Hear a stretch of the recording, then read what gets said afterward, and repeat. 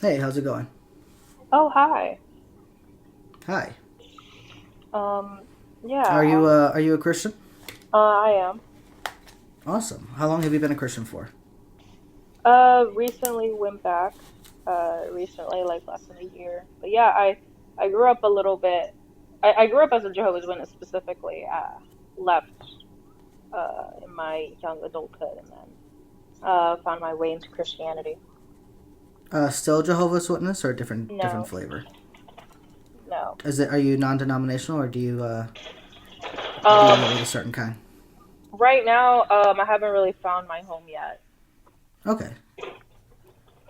All right. Awesome. Yeah. No, I only ask because sometimes it really helps pinpoint what some people believe. The difference between a Catholic and a Protestant. Jehovah's Witness versus Baptist. But thank you. What on the background would you like to talk about? I guess we could talk about number two. Okay, sure. What is your position on why the Bible God allows for slavery in His law? Um, I believe he allows it for certain reasons, but it is not something that he finds okay with. I think his position would lean towards more avoid it if all possible, but use it if it's necessary. I don't really see it that way. I guess because Mhm. the way that I seem to read is that He just acknowledges that it's there, and as long as it's not being done to His people, it's okay. I don't. I'm wondering where you see where He doesn't think it's okay, and if He didn't think it was okay, why would He put it in His law? Oh, why? Like in the Old Testament? Yeah, that's where we find the law codes Ah, between Exodus and Deuteronomy. like do you understand? Okay, so do you know who the Israelites were allowed to only enslave? Non-Hebrews. No. It was the Canaanites.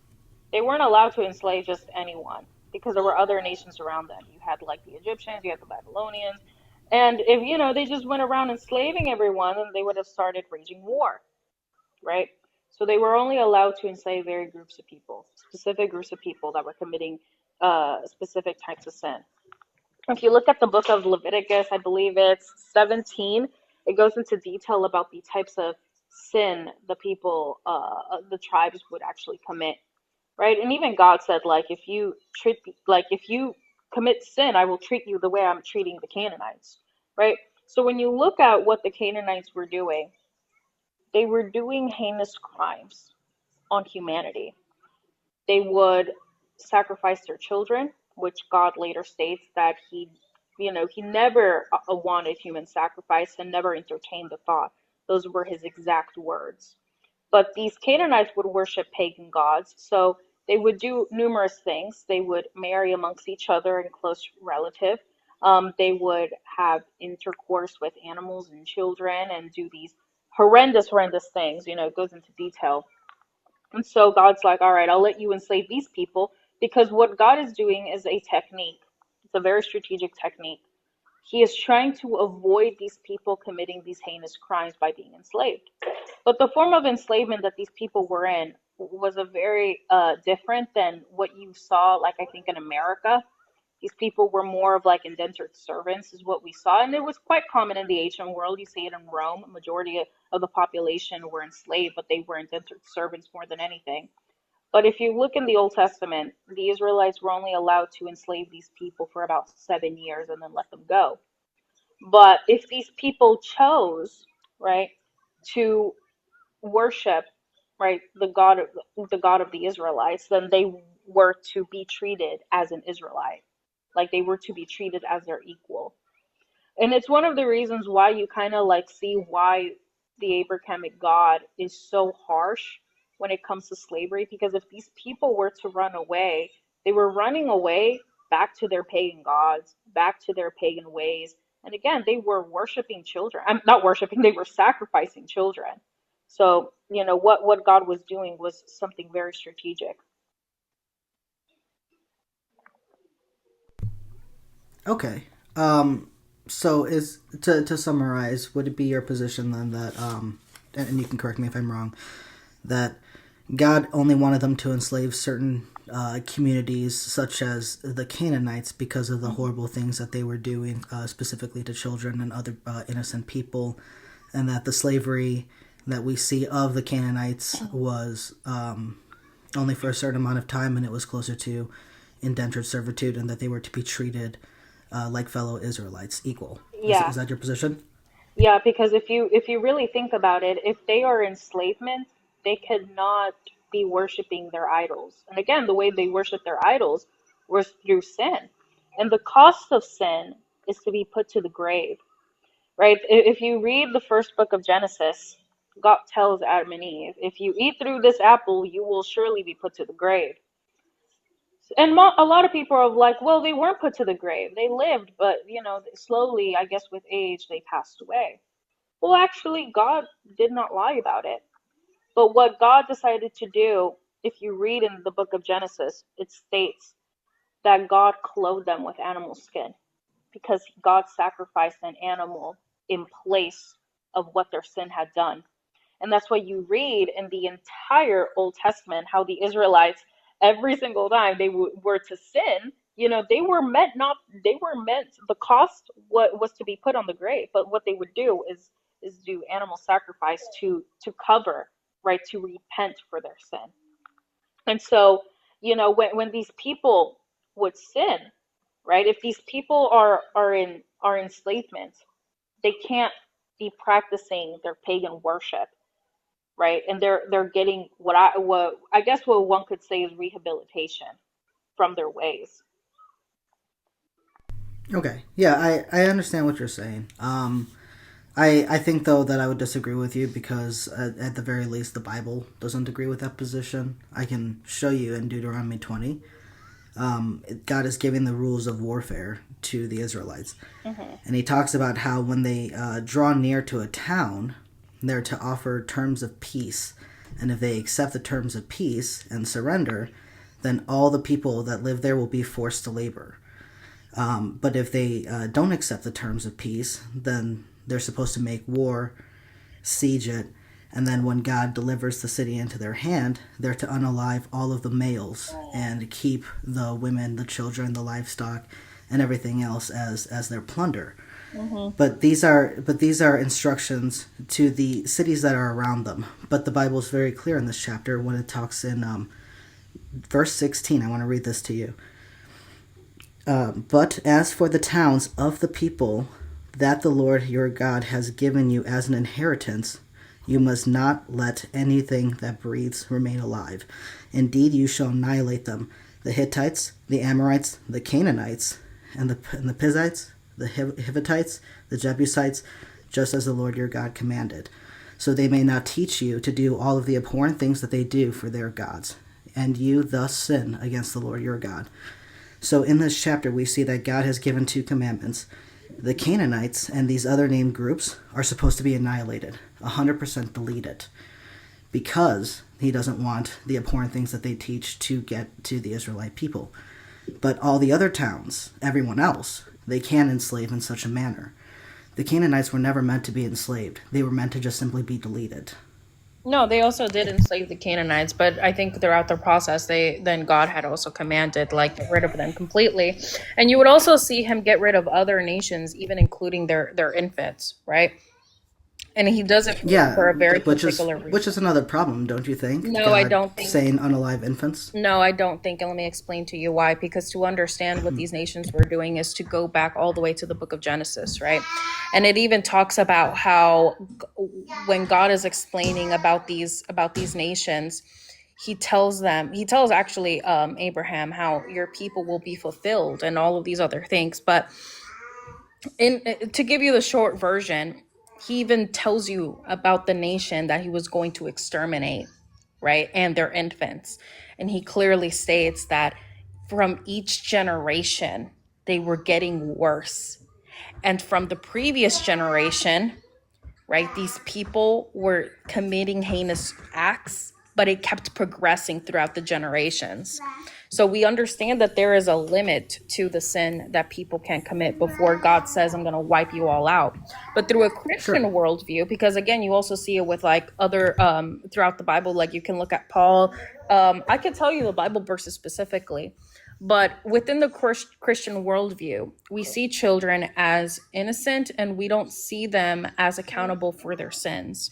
So we firmly believe, like, for example, if a child were to pass away through SIDS, sudden infant, um, a sudden, Yes, yeah, I understand what right? you're So, saying. so we believe They that they that they, they, child, su- they suddenly expire for no real yeah, medical reason. We we, understand. Yeah. right, within the Christian worldview, we believe that they get to enter heaven, right? We don't believe Yeah. that they Correct. have to or anything. So when you understand what, like, when you kind of question it, we're like, okay, so why would God annihilate the infants? Like the infants were innocent. Yeah, but when you actually look at what's actually happening throughout the generations, they were getting even more heinous and heinous as the last, right? These new generations were completely doing things that were inhumane. And this isn't very hard, like, logic to understand because we do it with like I I think it is because we're talking about a being that is in control of certain aspects, technically most aspects of how things are operating. And if we see that God notices that each generation they're just getting worse and worse, then why did God keep allowing them to procreate? yeah, because God allowed us with the idea of free will. But even with that, But he clearly doesn't, because the Bible doesn't support free will. But also the children, these infants that were unalived and judged, didn't do anything of their own free will that justifies unaliving them. okay, so again, if okay, I'm gonna test your logic real quick. Here we go. I'm gonna test your logic real quick, right? If I handed you a baby, and I told you this baby that you're holding right now in your hand, right, is the same man who committed genocide amongst the Jews, right, in 1940s, and you have a choice, right? You can allow this baby to live, knowing what it's going to do in history, knowing the detriment of genocide he's going to commit on a group of people, right? You can let it live, or what you can do is I can give you this little bottle of poison and you can poison this baby and this baby will be put to the grave. It's one of those scenarios of if you do, damn if you don't. What would you do? Yeah, I would not kill baby Hitler. I would bribe his art teacher. Oh, I don't even think you can say that word. I have before. It's okay. Okay. And if I receive consequences for it, then it's my choice, my decision. Okay.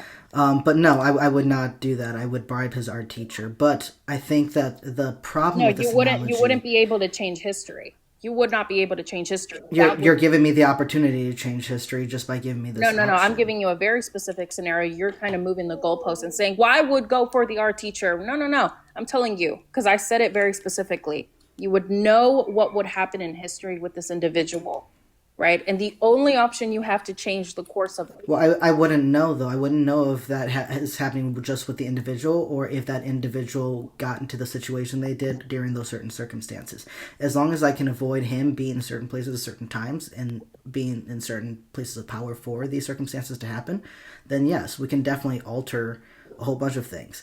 But the problem with this hypothetical is because we're talking about a limited human being, whereas in this example where God, the ultimate creator, the one that has the power to do anything, all of a sudden the possibilities are limitless for him, and yet he chose to create babies and then tell people to go and violently slaughter them. Well, he didn't create them. People created them. I'm sorry, does God not create the unborn in the womb? I don't believe that, like, through my own Christian worldview. Maybe some other Christians believe that. Uh, So the Bible talking about knitting fetuses in the womb and stuff like that, and God knowing them personally before they're born and stuff doesn't mean anything to you as a Christian? I would say I'm still in my journey, so I can't really form a collective opinion about it, right? But I'm not someone Okay. I don't want you to feel like I know everything, right? Or I'm some scholar. No, I'm not saying that at all. And I hope you don't see me as that way too. I'm simply someone who just reads the book and tries their best to understand it. Yeah, but I noticed that you but kind when of kept moving my analogy, like moving my example, right? Because I gave you a very specific scenario, and you're like, no, I wouldn't. I would just go after the art teacher. I'm like, No, I told you you only had this one option, and you would know what the destruction would happen within the future. Like, why are you changing it? Because Yeah, you wanted to live in I don't see how that would change my answer even still. Why I don't know how it justifies offing a child. Would you off a child if you believe that they were going to do heinous things in the future? I said it's a scenario where if you were damn if you do, damn if you don't. Because if I allowed Hitler to be alive, then I would and I had that option, right, to unalive him, right, as a baby, and then I see all the Okay. destructions that he had created. Like, I would feel guilty as a person because I'm like, wow, I could have changed that. So is that how you feel in this situation? Like if you were alive in this time of the Bible and God was telling you and all of your people to go and off these people's children because of how bad they were, would you go do that? I would find it more merciful that these children had the opportunity to go to heaven instead of like committing these heinous crimes and falling into sin and be accountable to their sin. So then why don't we take this logic and stay consistent with it today? Why don't you think that everyone should go out and get abortions, and that way we don't allow these horrible sins to just find their way into our children's lives. Look at what technology has done. The average child, how soon they're exposed to adult natured theme natured items online and things like that. All these things that are around them that are definitely going to be in according to the Bible worse here in the last days than it was back then. If the situation is that God decided back then it was so bad that the children should be offed, but it's supposedly worse now, why is not the correct answer to off the children now? I Why don't is the logic different? Yeah, I don't know if it's like even worse now. I think in like certain parts of the world, it's like pretty bad. I think when you look at what people were doing back then in the Bible, I think it's like a level of horrendous acts that I don't think can be measurable like here in America. But that would even go as far as to say, well, even if your argument is correct, right? Even if you want to sit there and say like today in society is just bad, then why continue human existence? Like if you're kind of making that argument of like human existence is so bad and everything here is so bad, then like why are we even here? Why would you continue living, you as an individual? No, that's not at all the argument I'm making. Actually, the argument that I'm making is that if God is ultimate and He is good and just, why did He choose to go with a path of violence, especially to innocent children? Because at that point they hadn't done anything that was worth being given the death penalty over.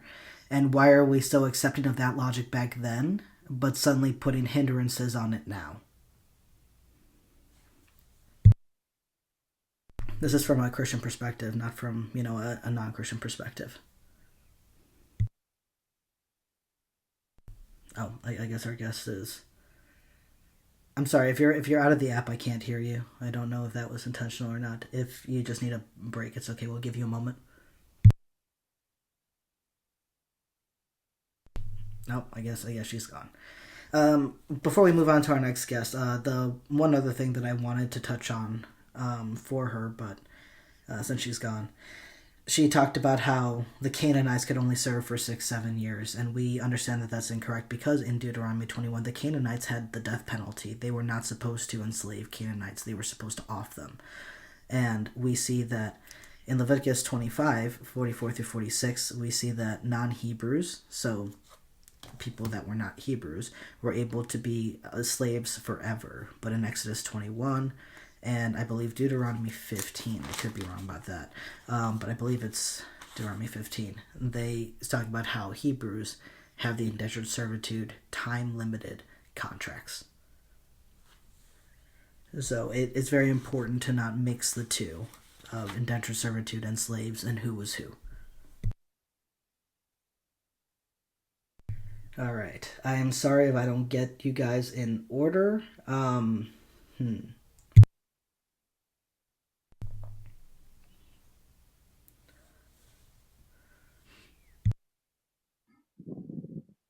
Hello, how are you?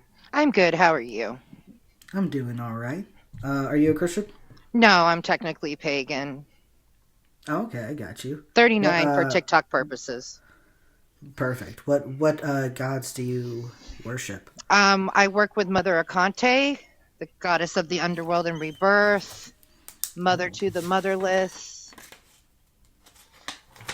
okay. And what I'm sorry, what is, I guess, Mother Akante from? She's from the Greek pantheon. She's from Greek. Awesome. Yes. I have Hellenic lineage. Perfect. Awesome. And is there anything that you wanted to say on anything that you've heard us talk about previous? Anything on the background? Yeah, from the last guest in the box, Christianity does not believe in reincarnation.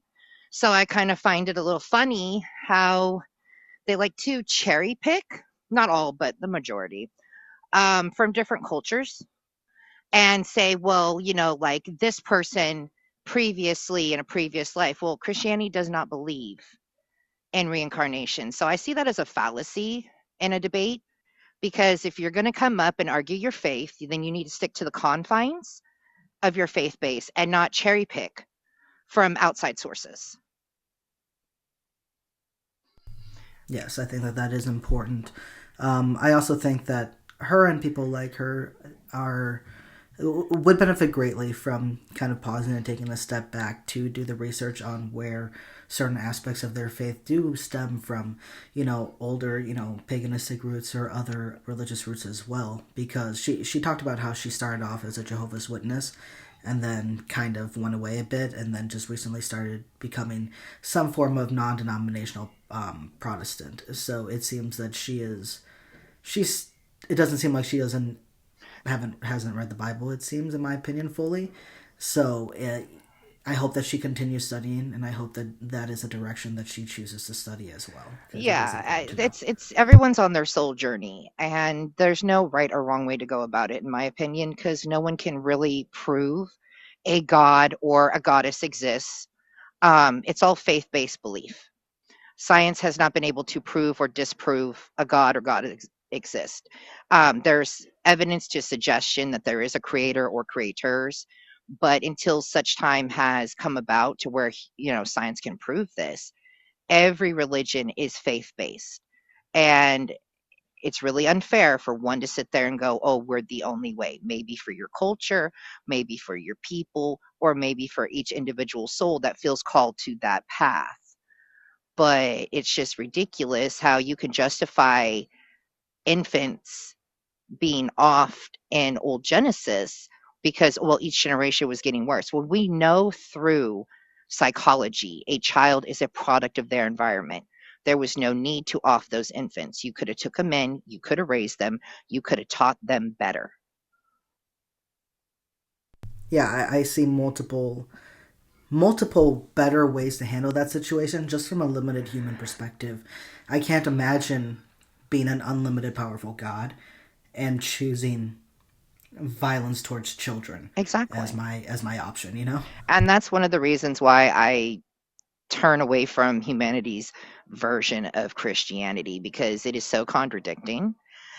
And there's like so many different versions of branches of Christianity, but it always justifies that, oh, God cannot, he's infallible. Okay, well, in the Bible, he's admitted that he's made mistakes. So please explain that. And they don't want you to ask questions, and you spiritually plateau, in my opinion. And that's just not for me. For those who find comfort in it, great. Kudos to you. But for me personally, I, I don't vibe with it. I respect that people do, but you can justify children being offed in the Bible, but yet you want to take away women's rights to autonomy and health benefits in 2024 going into 2025. It's like we're trying to go back to the dark ages in some aspects, and I frankly personally think that that's just ridiculous because we are so more advanced with what we know about the human body than our predecessors, dating back from my God's era to the early Christian era, that it's ridiculous for people to still be thinking this dark age in today's society. Yeah, no, I completely agree and understand where you're coming from. Thank you so much for coming up and sharing that. I appreciate you and your time. I'm gonna move on to our next guest and see if we can get another Bible believer up here and discuss some more of this stuff. But thank Thank you you so for your much. time.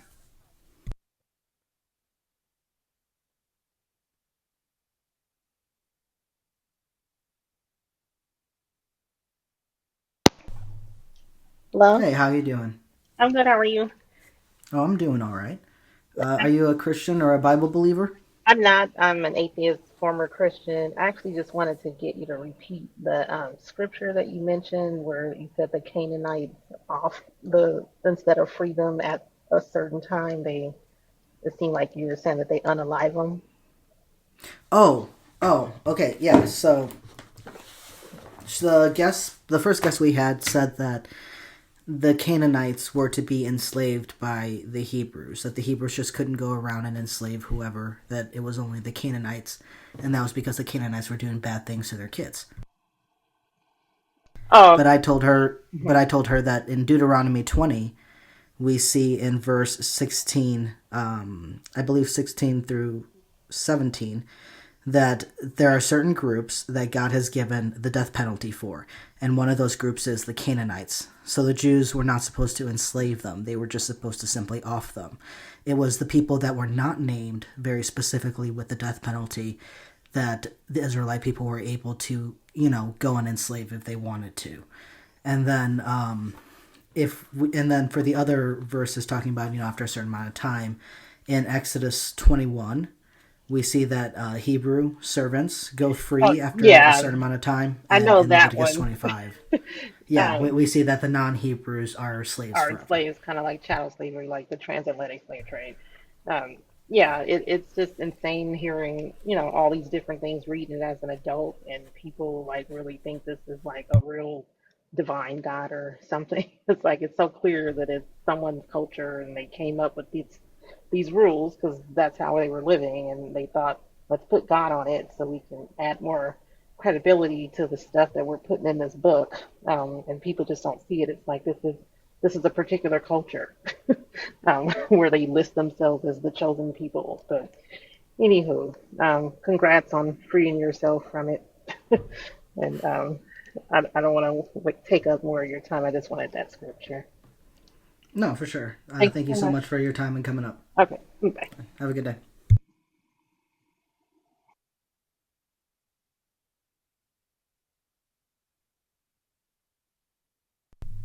All right. No, we had a good conversation. It's unfortunate that our guest left, but I appreciate everyone's time who comes up here and has a question or wants to offer a little bit more information or wants to engage in one of these topics. Thank you again, everyone, for being here. Thank you for the likes. Thank you for sharing the live. If you are interested in any of these topics, go ahead, send in a request. Let's talk about it. If you know someone who likes having these kind of conversations, go ahead and share the live with them and see if we can get a conversation going. So, I am an atheist, used to be a Christian for quite a long time. My journey to atheism was very accidental and unwanted, but I'm not going to lie about the position I'm in now. So, I enjoy having these kind of conversations. I think that it's great to share my position with you, hear your position, where we kind of understand where the other person is coming from. Even if no one changes their mind, at the very least, hopefully, there will be more understanding.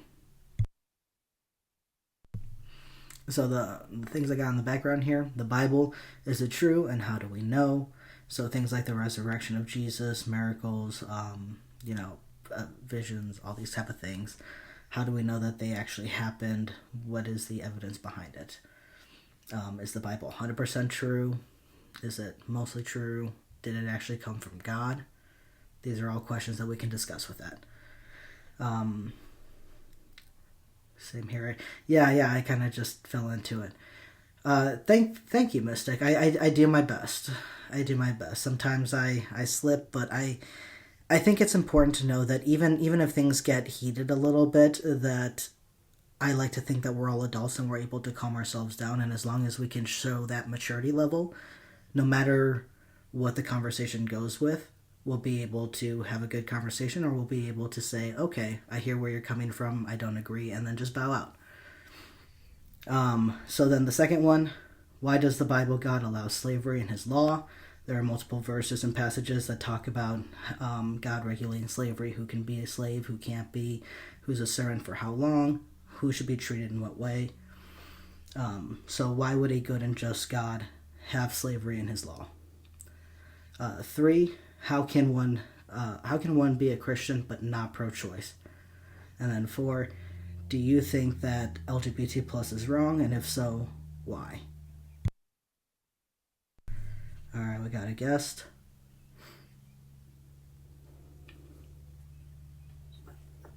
Hey, what's up? Hello. How you doing? I'm doing well. How are you? I'm doing all right. You're a Christian?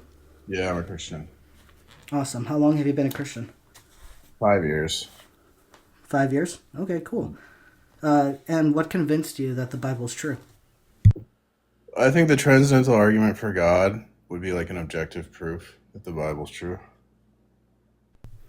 Okay, is that the one where knowledge is dependent on God and we have knowledge, therefore God is real? Oh yeah, like only God is necessary to ground like science and logic. Yeah. Okay. Can you show me how God is necessary for any of that? Yeah, I can take like any fact and show that God's necessary for that fact. For example, to boil noodles, we need like uniformity of nature. We need identity over time, cause and effect, reliability of senses, and our cognitive abilities. And those things are only explained or accounted for with God's revelation. So if we just had like science and philosophy, we couldn't explain. Science doesn't explain any of that stuff. And all that stuff is necessary. What revelation are you talking about where God shows he's necessary for this stuff? Oh, like Jesus identifies himself as like the ground of being. So Jesus is the absolute identity statement to secure and impose the identity of anything in existence. And it's, Okay. So just because Jesus said that, how do we know it's true though? well, we take it's like the authority in the system, right? So any knowledge that comes from God, we know it's true in virtue that it comes from God, because God's like the source of truth. So we're arguing that there's this third type of knowledge. So rather than just relying on human reasoning and sense data, which would lead to absurdity, we argue that there's a third type of knowledge, that we can get knowledge directly from God, and that knowledge is necessary.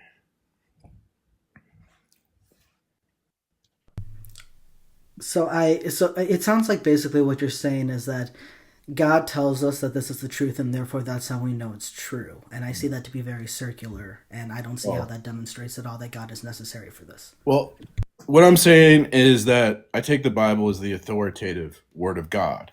So you're saying that the Bible isn't the authoritative word of God? So then what? I'm saying that I don't know how we would be able to tell that. So like, let's start somewhere very simple. What is God to you? What do you mean by when you say God? He's the ground of being. He's ultimate reality. He's that which dictates what is, what can, what cannot be. Okay, are you saying the ground being or the ground of being? Ground of being. Everything that lies Okay. and depends upon him. Okay, how can we show that that's true though? Because I feel, like if we were to say something like energy is the ground of being, then we can demonstrate certain aspects of energy and how that works. How can we demonstrate God and anything like that? It's a transcendental proof, right? So I'm saying the Bible is my authority, okay? You want to say the Bible isn't the authority. So I'm just going to ask, what authority are you appealing to when you say the Bible isn't the authority? I just don't think that the Bible has met its burden of proof to say that its claims are true. Okay, I'll ask my question again. What authority are you appealing to when you don't accept the authority of the Bible? Just the correspondence with reality and how we know how things work. I don't think the Bible has either met the evidence to show that its claims are true or shown how things actually happened were actually accurate. Okay, well, you're not answering my question. I'm confused. Like, Okay, when you I, I, say when you I say feel I like am. Let's not get frustrated. Just when you calm say down. something corresponds to reality, like what is reality? Is reality physical or is reality like mental substance? The reality is things that are the way that they actually are. Is reality a physical or is reality a mental substance? Reality is physical Okay, and how do you know that? because we can demonstrate aspects of it and they're consistent. Okay, what scientific experiment told you reality was physical? Do you think that you can't demonstrate anything that's physical? Well, there's no way to demonstrate reality as physical. So you're clearly like either ignorant or you're lying to me. What is it? So the reality of the Quran that's in front of me, I can't do anything to say that that's actually real. Okay, exactly. So now, Oh, interesting. So how do you demonstrate that? That's a very interesting perspective. well, reality is a metaphysical. You keep making these claims, and I have yet to understand how any of this actually shows that God is necessary for knowledge. You're the one who claimed reality. Reality is a metaphysical claim. On what basis could you speak of reality? Because you can't science your way to claims about reality, and philosophers can't justify any claims about reality. So where do you get off justifying that you can know like make a claim about reality? Because there are certain things that we can understand correspond with reality, and if I'm asking if you think that God and the Bible correspond with reality, show that to me. What do you know that That's the whole science point and of this. philosophy doesn't know? Where you figured out what reality is and no one else in the world has? What do you know how do you have this special knowledge? Where did you get it? I'm still waiting for you to answer my question that I've been asking this whole time. You keep dodging. So here's the thing: you just want to keep throwing around these words and make things this whole big philosophical argument. And I'm asking something very simple.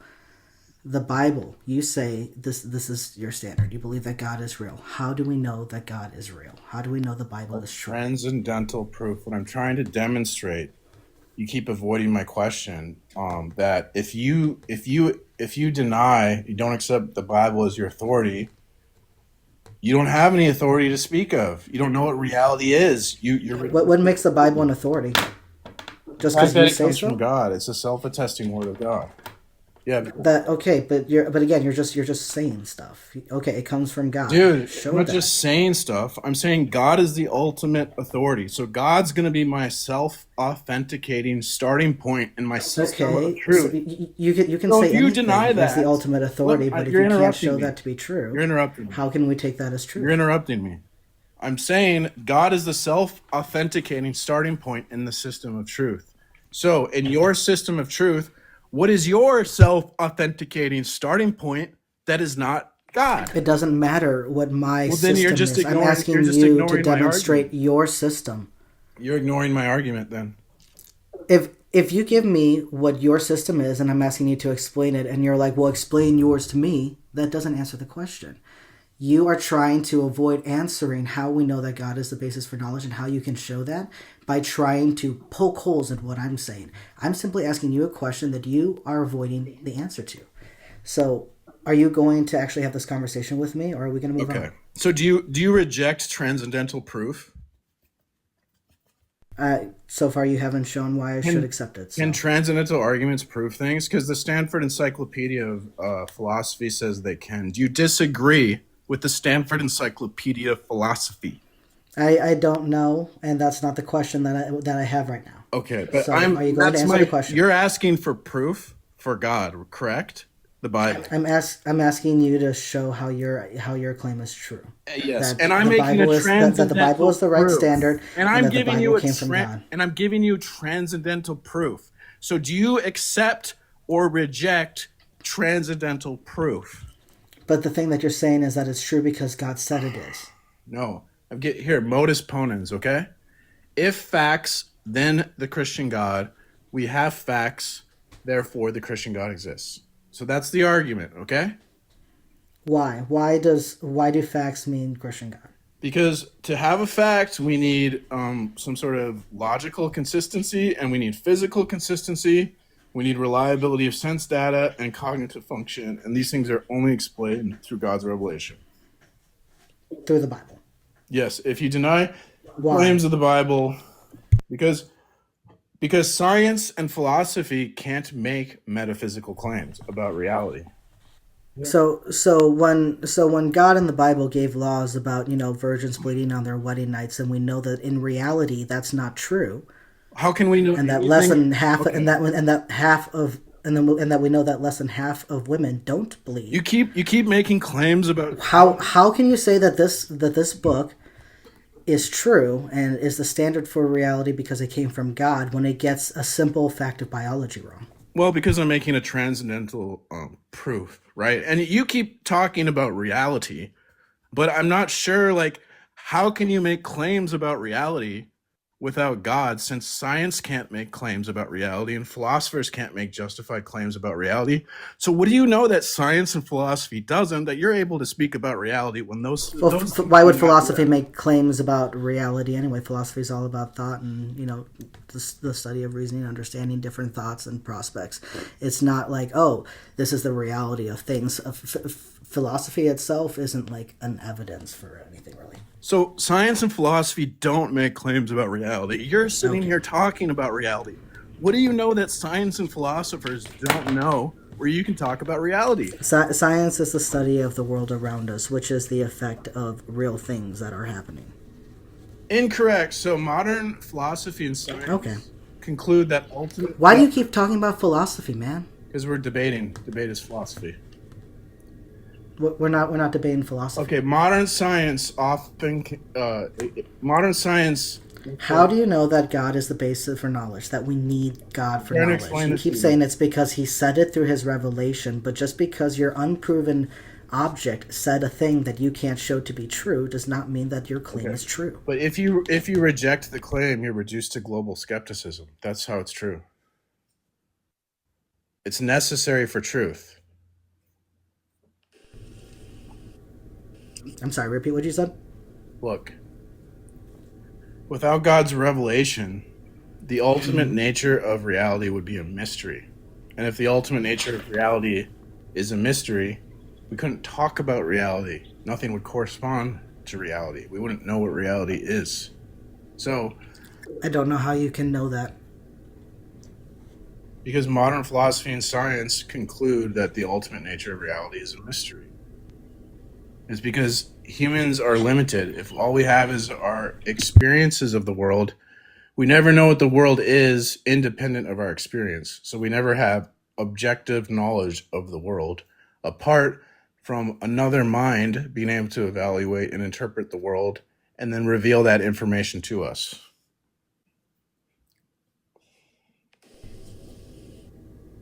Okay, so you're saying that the Bible takes the mystery out of the world?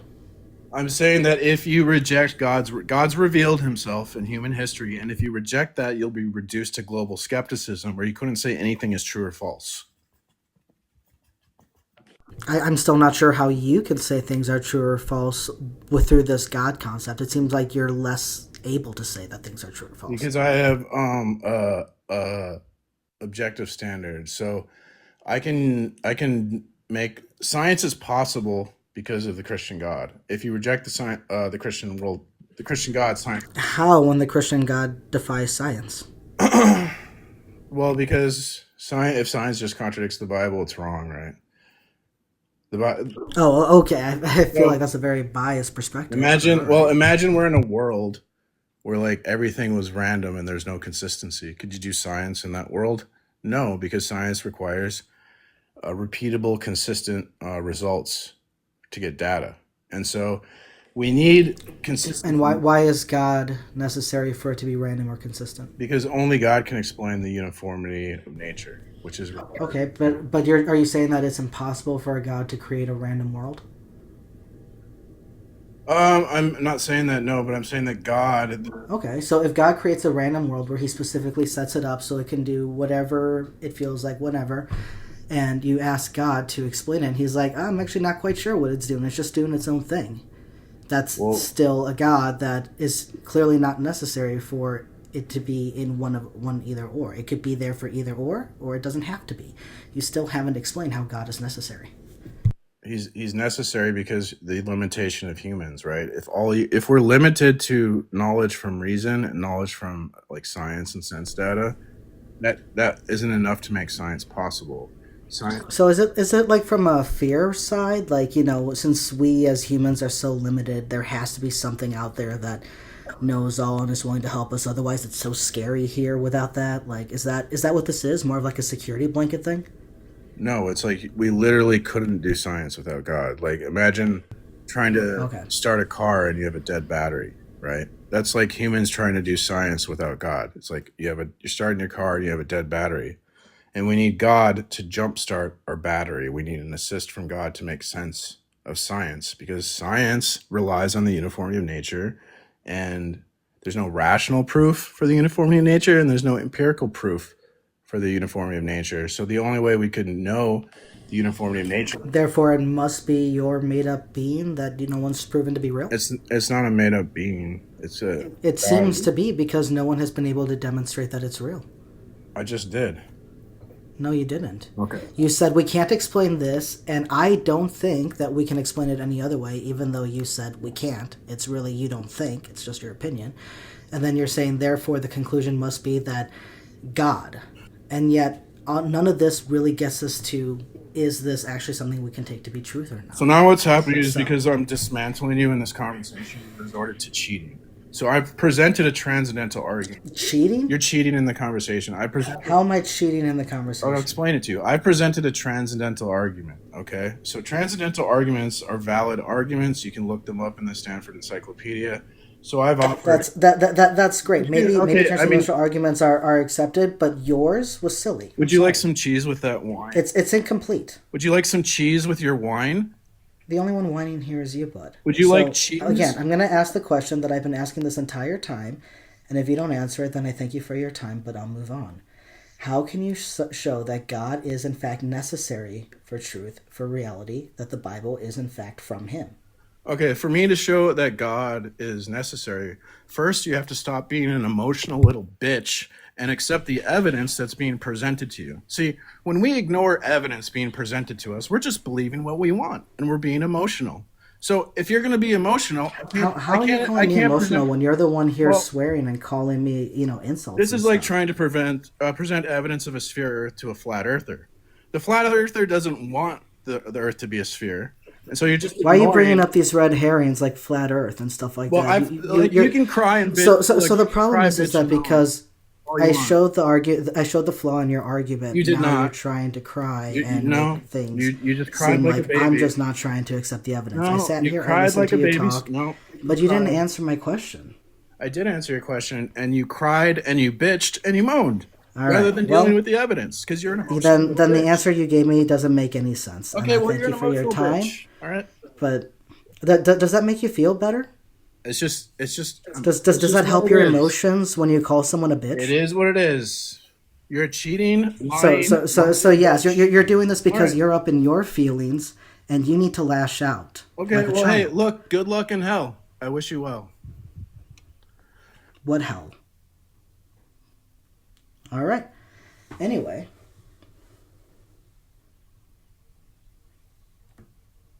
I don't know how you're going to say, you bitch, you're being so emotional, you whiner. Do you hear yourself? Honestly.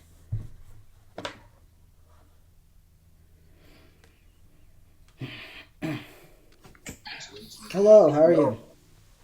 I'm doing good. I'm a little bit furious that you're letting your clown caravan bully my buddy, though.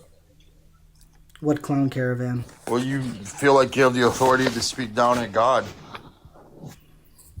What? So what do you mean by God? What is God to you? What is God? First of to all, are you a me? Christian? Hold on a second. I don't define God. I am it. What the fuck is wrong with you? Oh, you're God? Yeah, you want me to stand in the middle of a temple in Jerusalem or something? What are you, a fucking clown?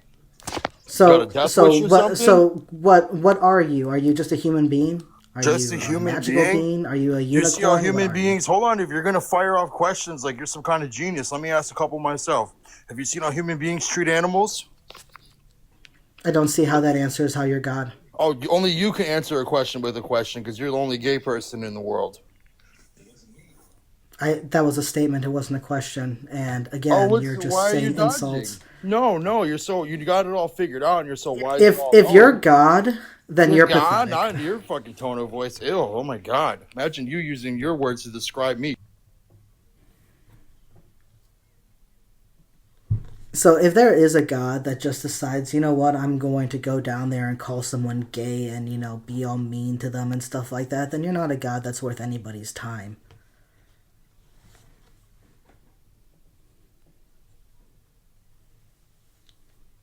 Thank you all for the likes. Thank you for the shares. I appreciate it.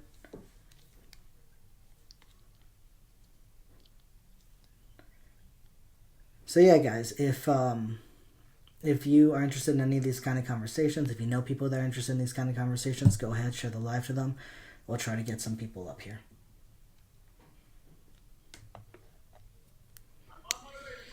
Hey, how you Okay, doing? so I just want to ask How you old one are you? question quickly. How old are you? Why did you change to atheist? How old are you? How old are you? Okay. That sounded like a child. I'm just not going to do that. Slade, I will accept you if you're willing to have a conversation of something on the background instead of just trying to throw insults. All right? I don't care All about right, your Slade. be nice to precept. So what Other on the people background clown would you on like him. to talk about? You're Would you like to I talk would about like to 1, talk 2, about why 3, do or you 4? feel the need to alienate people on a platform that I gave you? You haven't shown that you have given me anything. I don't have to. That's the beauty of it, is it not? Oh, okay. Then you can just keep making up claims and Making shit as up long as you claims, like. lying is your job. What? You All right. Well, Slade has shown that they're not here to do anything serious or have any type of conversation, so we're just not going to let Slade up anymore. Oh, good luck with your surgery, Sabrina. I hope it goes well. Don't exactly know what's happening, but I hope everything's okay. So, the Bible, is it true? And how do we know? The resurrection of Jesus, did that actually happen? How, what is the evidence backing that up? Miracles, the miracles that happened all throughout the Old Testament, the New Testament, can we actually show verifying evidence that shows that this happened in history? Things of that nature. And then, 2, why does the Bible God allow slavery in his law? So, if this God is good and just, why would he put slavery in and regulate it like that? 3, how can one be Christian but not pro-choice? I'm very interested in this one, and if you'd like to have a conversation about that, go ahead, come up, and we'll discuss it. And then 4, LGBT plus, is it wrong? Do you believe that it's wrong? And if so, why? Come up and let us know. The last 2, the pro-choice and LGBT thing, you don't have to take them from a religious perspective. We can talk about them either way, but this is more leaning towards the Bible perspective. So.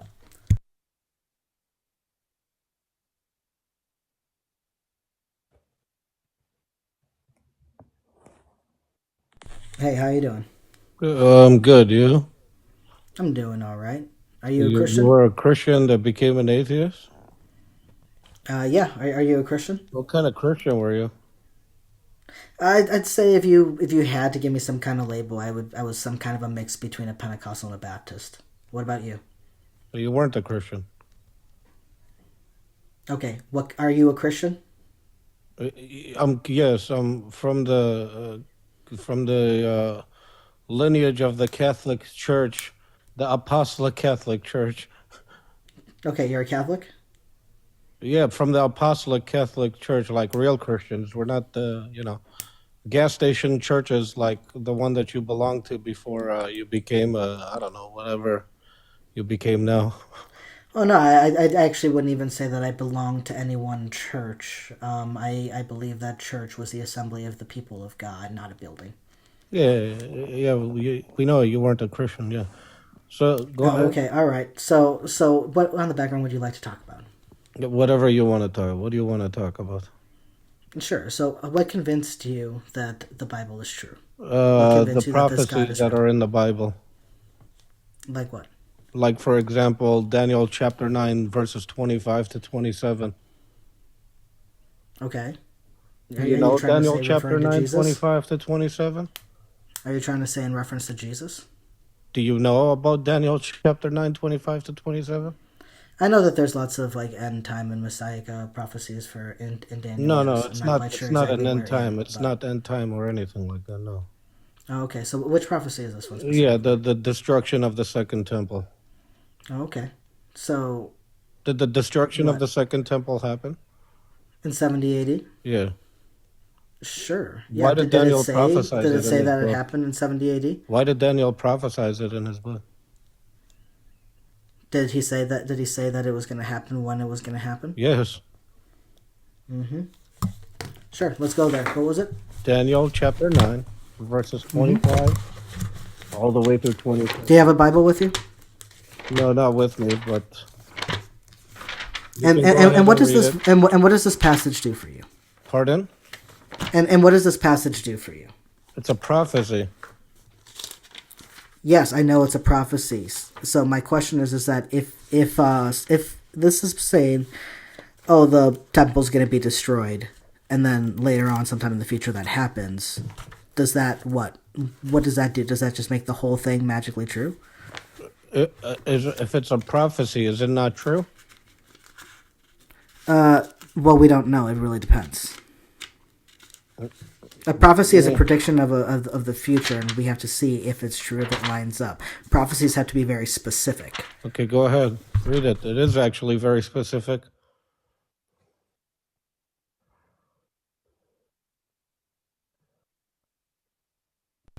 Yeah, Daniel 9 what? 25 to 27.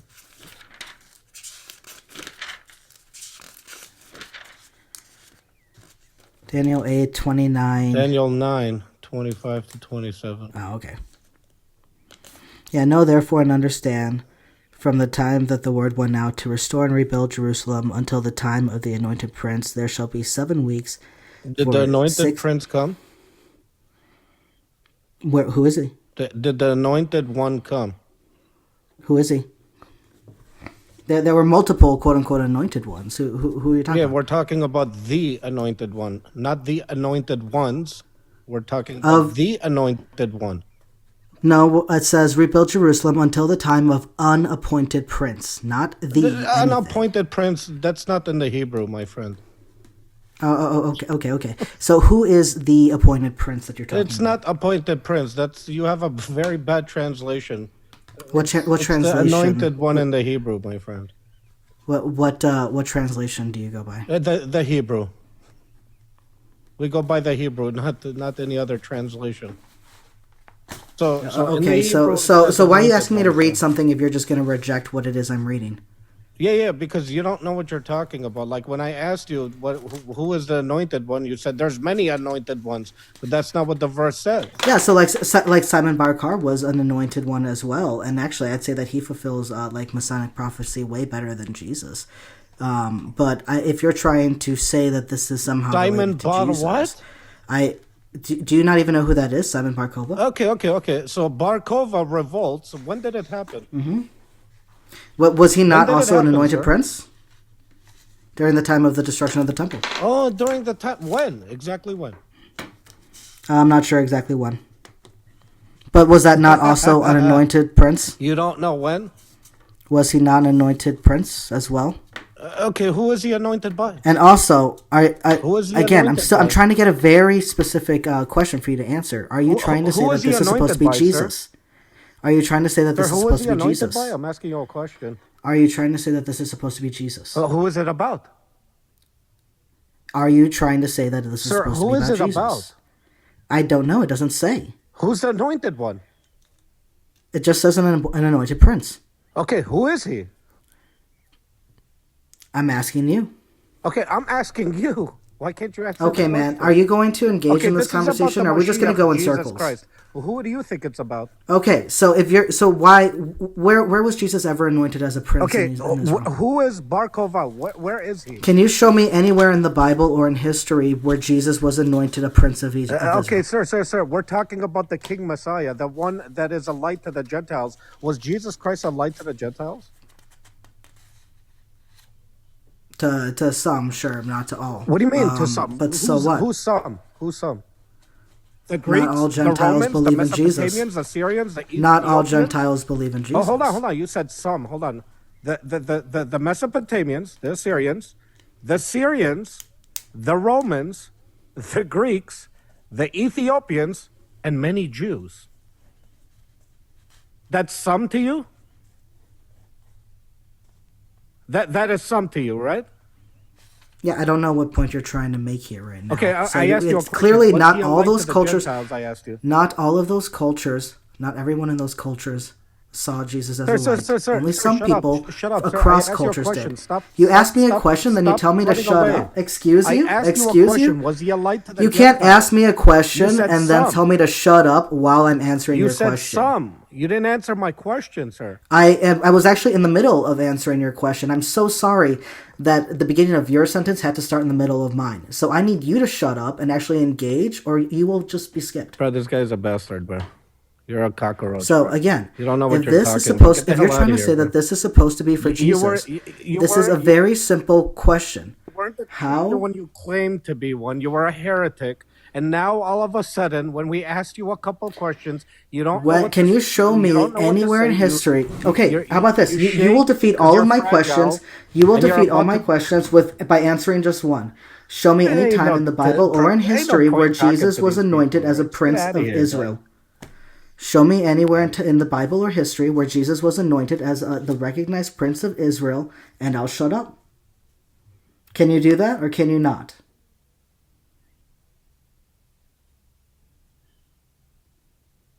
I Did know, right? Jesus They're so even exist? emotional. That's not an answer to my question. You answer my question. Did Jesus exist? No, actually, you answer my questions. That's how it works here. So once you answer my question, then I'll know you're serious about He said engaging, and we no, can move on guys. to your question. Yeah. Get out of here. Yeah, I can't talk to a foolish person like you. Like, Oh, I'm sorry. Are you trying to cherry pick what I said? Oh, look at you running away. Look at you running away. Man, couldn't do anything, could he? Anyway. Hey, how's it going? Shalom. Yo, you got cooked, man. That's crazy. Okay. So what would you like to talk about? Yeah, I mean, your historical inaccuracies about the Mashiach.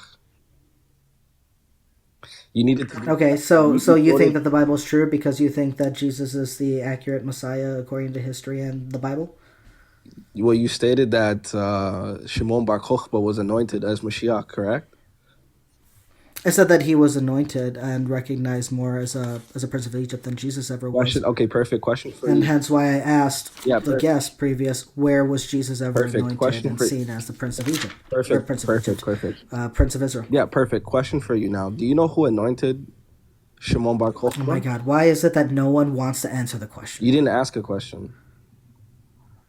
I have been asking a question. I'm sorry. I shouldn't elevate my voice at you. You're a new guest.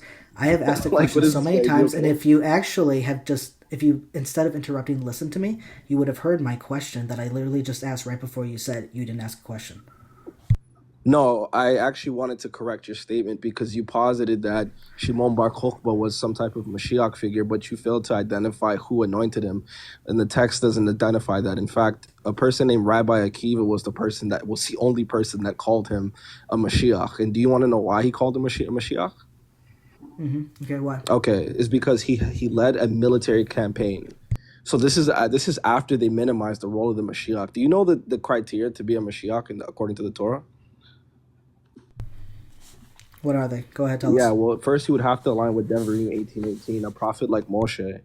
According to Exodus chapter 3, it states that all the characteristics in which Moshe was attributed according to what Hashem gave him, it would have to align with the prophecy according to Daniel and the coming of that particular Mashiach, meaning that the words of that Mashiach would have essentially be God's words.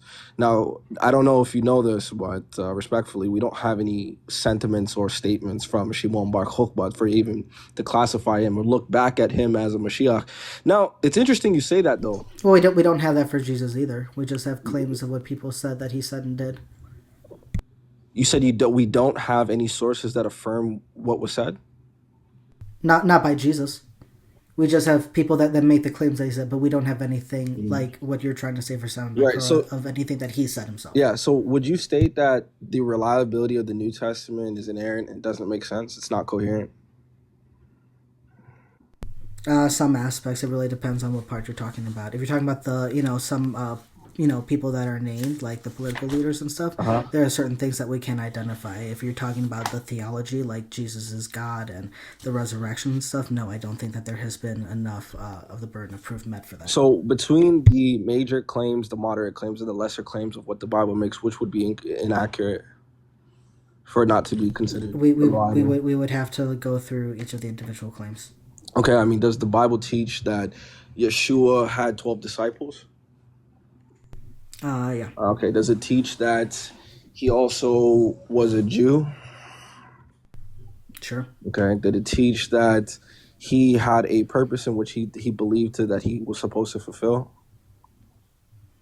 That he believed, yeah. Okay, cool. So, and we just kind of walked through like a brief category of the major claims, which would make it reliable. Now, the moderate claims would differ, and the lesser claims, How would that make it reliable? Just because people feel they have a sense of purpose with their teachings and have a group of friends? no, because reliability is going to deal with the accuracy and the veracity of the statements, right? So it's not going to deal with if we can then use it as a metric in how we determine what truth is from falsehood. That's a distinct claim. So unless you can say that the moderate, the major, and lesser claims of what the text is actually saying, individual of what it's supposed to necessarily prove regarding the statements of faith, then you can't make an argument based in saying that it's not reliable. That's what I'm concluding. Okay. I don't see how that gets us anywhere closer to saying that it's true, though. Well, because if we can deem that the text is reliable, then we can use that text and apply a universal historicity standard to it, right? And then we can say, are there any external pieces of information or data in which affirm or deny the claims of what's reliable or what we deem to be liable or reliable? Sorry.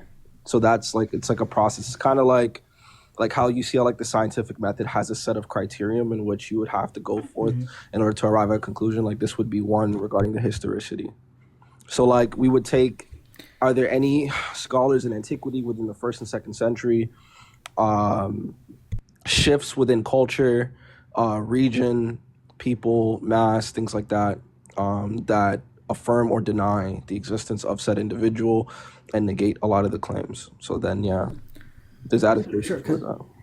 because I can agree. Like we can go through certain verifications to find out like Pilate was a real person, King Herod real person, cool, Jerusalem real place. But when we do get to things like certain non-important people that Jesus encountered and stuff like that, the blind man at the pool, we don't have anything to verify that actually happened. We don't know who that man was. We don't have any record of anyone who wrote that event down that said they saw it from anyone's perspective that was actually there. We don't have any of that. And then we get to things like the resurrection of Jesus. How do we even begin to show that actually happened through a real and historical sense? Because we don't have anything to show that. So how can we say that something like that is true? We do. The question is, you're looking for something that is repeatable and testable, and that's like a wrong category on how you would apply the historicity claim. Like you're applying a metric regarding. So what is the evidence for the resurrection? Because obviously, like I can understand, like we can't have Jesus resurrect again, okay, but what is the evidence that we can say that it actually happened ever? I mean, this would become circular, but it would be the claim itself, right? So like the claim states that he was resurrected. If we concede on the notion in which that the text is reliable, then we have good reasons beyond reasonable belief to could suggest that in which what they experienced or what the people had witnessed and saw and documented was accurate. It's not necessarily overstanding. If we had a book that was 97% true but 3% false, just because we say majority of it is reliable and true, does that mean that we should just accept that 3%?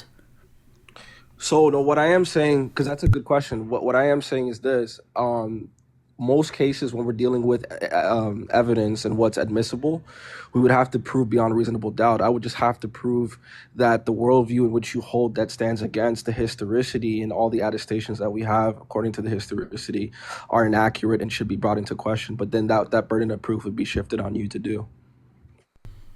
Okay, but if the question is like if we isolated the resurrection of Jesus, did it happen? I'm the one asking the question. I'm not making any type of claim of yes or no. But if you're trying to make the claim that yes, it did, we have to look at the evidence that verifies that, and simply saying the claim is the evidence doesn't work, because we can't mix two different things and say that one proves the other. Because if we did that for this, then we would have to accept that it could happen for other No, things. well, Then no, suddenly it's possible that Muhammad split the moon no, because, no. it said that it happened, and there's other reliable things in the Quran, so clearly this must have happened too. No. That's not what I said earlier. If you were listening to what I said, I specifically said we would have to use external historicity to see how it lines up universally with the claims and surrounding events at that particular time. So that would be like Okay, so how do we do that with the resurrection? the resurrection in particular. Yeah, Well, yeah. I feel like when we were very open and vague with our examples, it was kind of hard to get through. So I want to just pinpoint on Well, one. first you So would have to how do we do that concede with the that you would resurrection? have to first you would have to concede that the resurrection, according to the reliability of the Bible, is a true statement. But that's what we're questioning. That's the question. Right, but Is then it that's true? what I'm Did it saying. So, happen? like, I'm looking for you to provide an argument as to why the external attestation as well as the internal claim of the Bible cannot be reliable and shouldn't be admissible. That's not on me to answer. Yeah, so I'll tell you why. So like this is like a common misconception with atheists is that they feel like the burden of proof isn't. But at the potential, like when you hold forth like a position of truth, and you are or do owe a response regarding the matters of the case. So Yeah, but I'm not holding a position of truth. I'm holding a position of I don't know. I'm not saying that outer historical events and stuff like that do or do not line up with it. I'm asking, how do we know this is true? You're saying because it matches up with this stuff. Okay, I'm asking no, how. what the logic? Literally, none of this is on me. No. So It's all on you. the logic would have to follow as such, right? So we would say because the text is reliable, we have good reason beyond reasonable doubt to accept the phenomenon, which is independent of the historical context. Because then now we're discussing things that are But then I feel like that just shifts the entire question to, I don't think that the text is reliable, and then we're just going to move on to a million other examples all throughout the okay. entire So perfect. text So when you make a statement, of contradictions and stuff like okay, that. okay, Like, okay. Hold on, one God second. saying he doesn't lie, but that sends One, spirits one, to one lie for second, him and stuff. one second. When you make the claim that the text isn't reliable, what is the set of criteria as to what you're applying to make such a claim? Yeah, sure. I think that it's filled with contradictory stories, statements, and I think that the supposedly consistent God character is very inconsistent in a lot of the things that they do, a lot of things that they say and command.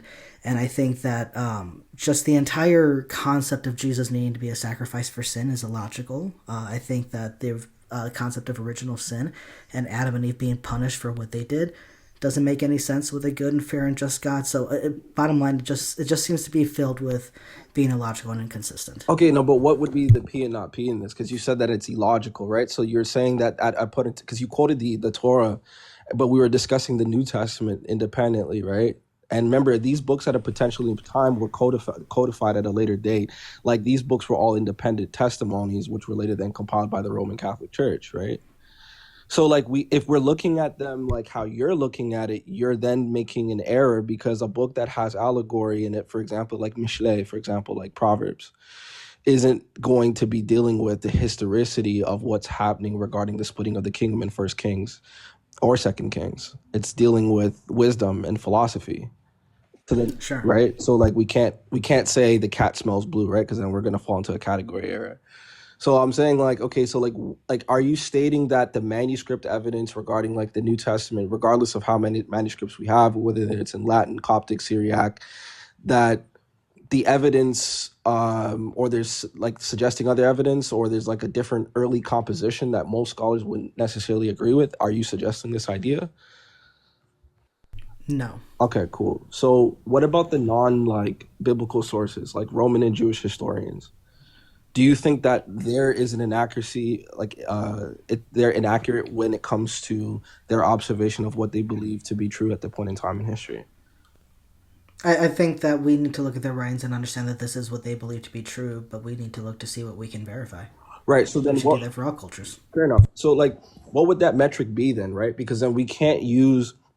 Remember, this will be another category. We can't use a scientific method to deal with the historical claims and proving the historicity claim, right? We would have to just say, okay, what at that point, what was common? How did they document this history? So like, what would be the errors in how, let's say like Suetonius or Josephus made when documenting the causes of, these people said existing and the text being written and any like issues? Like, are there anything in like particular that you could bring up as an argument from their position that wouldn't align necessarily with the New Testament? Okay. I'll be honest. I'm a little bit confused because I'm still trying to see how this is all connecting us back to. Because, like I said, I didn't want to stray from how do we know the resurrection is true and how I am not taking the position on it is or isn't. I'm just trying to figure out how this gets us back to that. Yeah, no, it's a good question. So Because I the don't reason, because looking at like the outer because source scholars and stuff, they don't have any evidence to say that the resurrection was yeah, true. but They just remember, write down that people wrote about it no, no, or no, that no. people Like claimed it. evidence in itself could be the documentation of which proceeds from the historical account.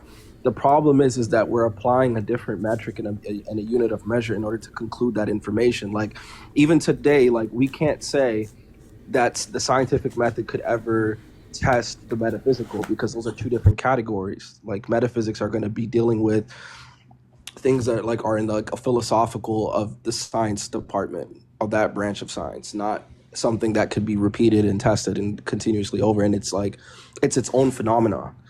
So what I'm saying is that if we can concede on this notion of the text being reliable, I have made a good case as to why that it did occur. As opposed, like it's more than likely, and this is where the case would be beyond reasonable doubt, and why I would suggest you should take it as a reliable document. That's what I'm suggesting, and this is why it brings forth. All right, I understand this, and you can correct me if I'm wrong. That your position is that because the whole thing is reliable, we can take that even though we don't have any scientific evidence for the resurrection, we can take that to be true. Is that's your Well, yeah, position? because so for example, like that's the only standard that we could apply, right? We can't go back and verify using a scientific method if an actual like resurrection or if even a person named Yeshua actually existed. All we have is historical documentation and attestation externally and internally for us to arrive at a conclusion beyond reasonable doubt. And if it is beyond reasonable doubt, the evidence should be considered relevant and admissible. Sure. I think I think going by that and granting all that we can with the evidence that we do have, I think the farthest we can go with it is saying that at this time period, there were people that believed that there was this man who did these things and rose from the dead, and because of that, it inspired them to spread this message and do this. But we can't say for a fact it happened. We can only say that it is a fact that people believed it happened. Well, here's the thing about facts, right? Like facts would be the collective state of affairs in which said parties agree upon to be true. Like that's what facts would be, and even science would operate under this, which is why we have a concept called peer review, right? So it's a state of affairs in which has been observed, has been agreed upon, even though maybe said tests may not 100% align, but beyond reasonable doubt that there is a level of consistency for us to arrive at some objective conclusion regarding the Well, matter. a fact is a thing that is known or proven to be the truth. A fact is a collection of data and evidence that have been gathered to support that thing is the Right, truth. right. So, for example, the reason why I brought it up in science. So we can't say that the resurrection is a fact. No, hold on. The reason why I brought up the science as an example in this conversation is because, like, we hold to things today that are currently facts, but because science is in the state of a perpetual of proving and attempting to obviously like find and discover new things, that the facts in which we are operating under today are subject to be changed at some point in time, which would mean again that standard, the only thing that would be objective is the methodology on how we conclude the facts, not necessarily the facts itself. The facts are always going to be changeable depending on what is revealed upon time, because now if we have new data or new tools that can affirm things of the metaphysical, this will destroy your entire worldview, right? Because then are we not going to say that it was factual at a point in time that we couldn't do such a thing? No, it was a true statement. However, there is a change that occurred here. So that's what I'm stating. So I'm saying like, okay, so premise one for the reliability on this would be historical documents are considered reliable when they have like a substantial manuscript evidence, early composition, and corroboration from external sources. Premise 2 would be that the New Testament has over, I think it's like 6,000 Greek manuscripts written in like different decades of the events, which would describe a corroboration by non-Christian sources. I would quote specifically Tacitus and Josephus. Premise 3 would consist in the core message across the multiple authors and texts that would support the reliability of the historical document, which is what we discussed earlier. Premise 4, I would state that the New Testament maintains a consistency in its central themes, and despite it being written by like different authors in various texts, it's still consistent in its internal message. And premise 5, I would state that the reliable documents must provide an accurate account of the events and teachings. So is there any of these premises in which you disagree with?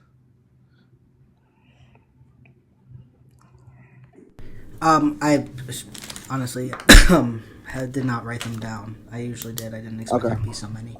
Repeat them again. I'll try. You said there were what, 7? So premise 1, the historicity or like the historical documents are considered like reliable when they have a substantial manuscript evidence, some type of early composition, and a corroboration from external sources.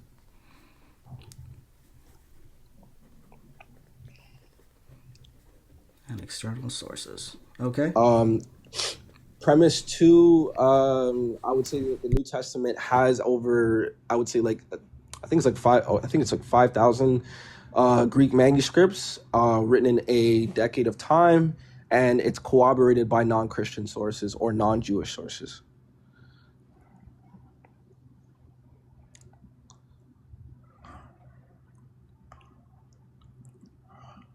Okay. Premise 3, the consistency in the core message across multiple different authors supports the reliability of the historical document in itself.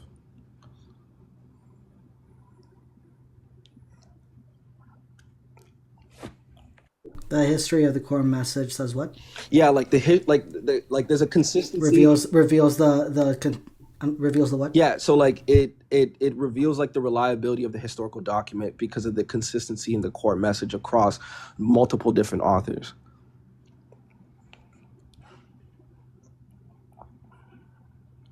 That's premise 3 is what because I think I'm on 3.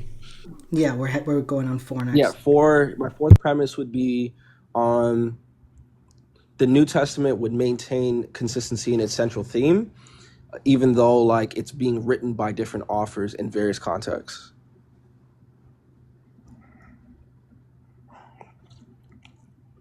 And my last premise would be that like the reliable documents like would provide accurate accounts of events and teachings. The different documents provide accurate. Accurate what? Like the documents, they provide like an accurate account of the events and teachings.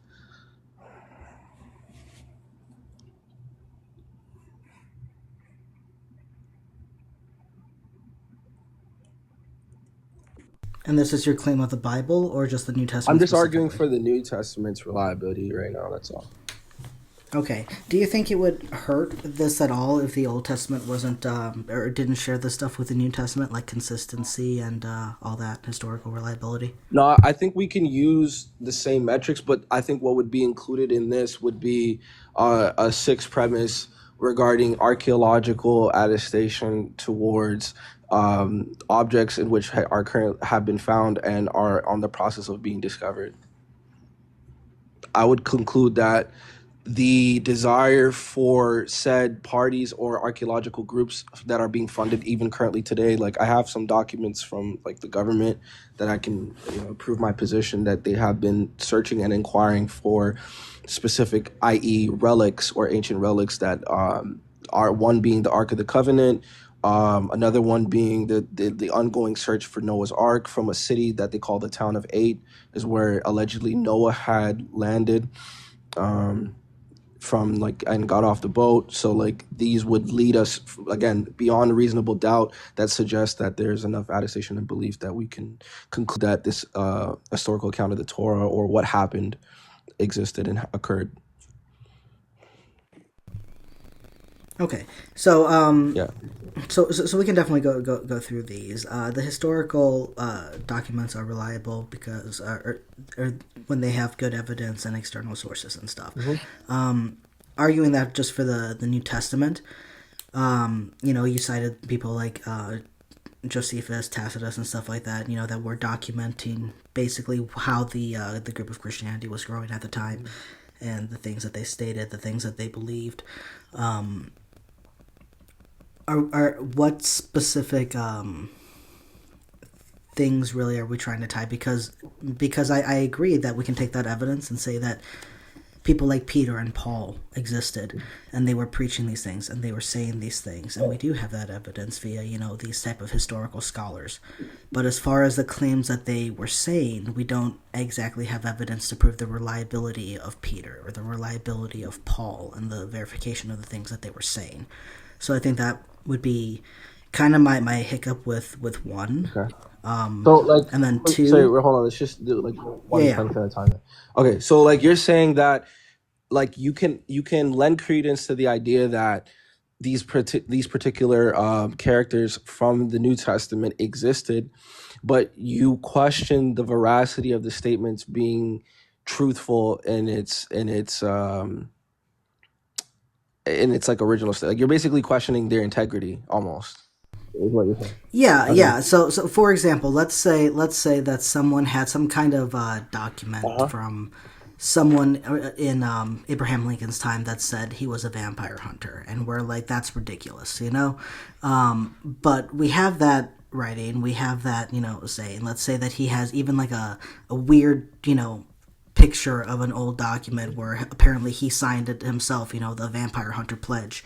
Would we then say that, oh, just because Abraham Lincoln was a good, honest, and upstanding man, that therefore we should take that and say that is true, and therefore it opens up this entire supernatural realm possibility and say that is true?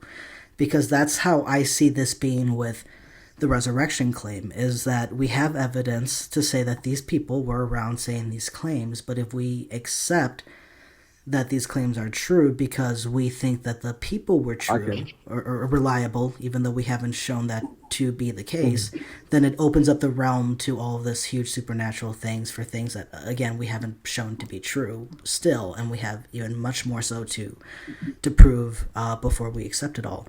So do you see how I think that we definitely have to show the reliability of the person, but also question whether or not just because they're reliable does that make this claim of a supernatural So like I'm not true? and obviously then because then it can get into like a psychology thing, right? Like were they under hysteria? Like how do we know that they were, like, you know what I mean? Like I want to be like rational on this. Like I want to just like No, of course, but I guess my only question is, do you see where I'm coming from, at least where my hiccup is on this? Yeah, I do. Okay, so like Okay, that's all. Yeah. I'm glad we got yeah, there. okay, I get it. So let's reconcile that, right? So like does the text exemplify that the apostles regarding like Peter, Paul, James, whoever it may be, right, were competent witnesses in like the contemporaries of the events that they described, right? And my answer to that would be yes, they did, because obviously they knew Yeshua personally, except for Paul. Paul, I mean, we can make an argument distinct from him, but regarding his apostles, like the direct apostles, they knew Yeshua personally, right? They had personally witnessed his ministry, and like they experienced the resurrection appearances, right? So in this same case, the witnesses we know here that I just listed had direct knowledge of the facts that they testified to, right? So the apostles would, in this case, would be eyewitnesses or close associates of these witnesses. Like we know that Luke interviewed and regarded, like had like built on like or obtained like primary sources for things, right? Which is where like the idea of like a Q source comes into question. Yeah, Luke wrote basically the teachings of the people or of the people that got the information from the eyewitnesses, like Peter. Right. So like from what we can see, that their writings reflect like somewhat detailed and like specific knowledge of how the first century of Judea would have been, and how it enacted with I guess everything that's outside of like what they were experiencing. Like it's 100% accurate. I would also state and make an argument that they were honest men. The apostles themselves had nothing to gain They had more to lose by promoting a false narrative, and we see that according to the testimony regarding the Council of Jerusalem, and a well-known rabbi who's recognized by all the Yehudim. His name is Rabban Gamliel. He actually has a school of thought called Bet Shemel, which is the house on Gamliel, and he states that when they were brought before the Sanhedrin had concluded that they were righteous and honest men, and that if they had any problems, like they weren't necessarily doing anything wrong, and that they should be, let go, because they were brought into to be tried and persecuted. Peter and the apostles. Yeah, it was Kepha. I think it was James as well. Like, let me pull up Acts, the exact book. And they were seen to be as reliable men when it came to the claims they were making. Yeah, so there was a guy. His name's Rabban, Rabban Gamliel. He's also a well-known figure that comes from the house of the house of Hillel, which is a school of thought within Judaism, which had made this statement. So he had made the statement that he sees no fault in the apostles, in their beliefs in Yeshua, and that it does not affect the Judaism. They kept Torah, they did everything that was correct, and that they are to be let go. Oh, I mean, I agree with that in the sense of, Jesus taught to keep the law and No, stuff. not the law. I'm saying that if they were doing anything according to the claims of how the knowledge of what we have of what first century Judea, right? Then I would say you have an argument regarding their the contempt character of the witnesses in this context. I can say here you have it's okay, that's like you coming around as a Jew, but then you're teaching Hinduism, right? So it's wait, hold on a second, you're supposed to be a Jew, why are you teaching the people Hinduism, right? So that we can bring your knowledge and your character into question regarding the contemporaries of said events of what if we were to document it, is what I'm saying. So they've been proven that there's no error, there's no fault in what they were doing, even according to external sources, people like Rabban Gamliel, who was a leader of the Sanhedrin, who was very serious when it comes to false prophets, false messages, things like that we can't overlook when we're talking about a person existing and having an impact on the first century. All right, well, I'll look up Rabban Gamliel and see if I can find that.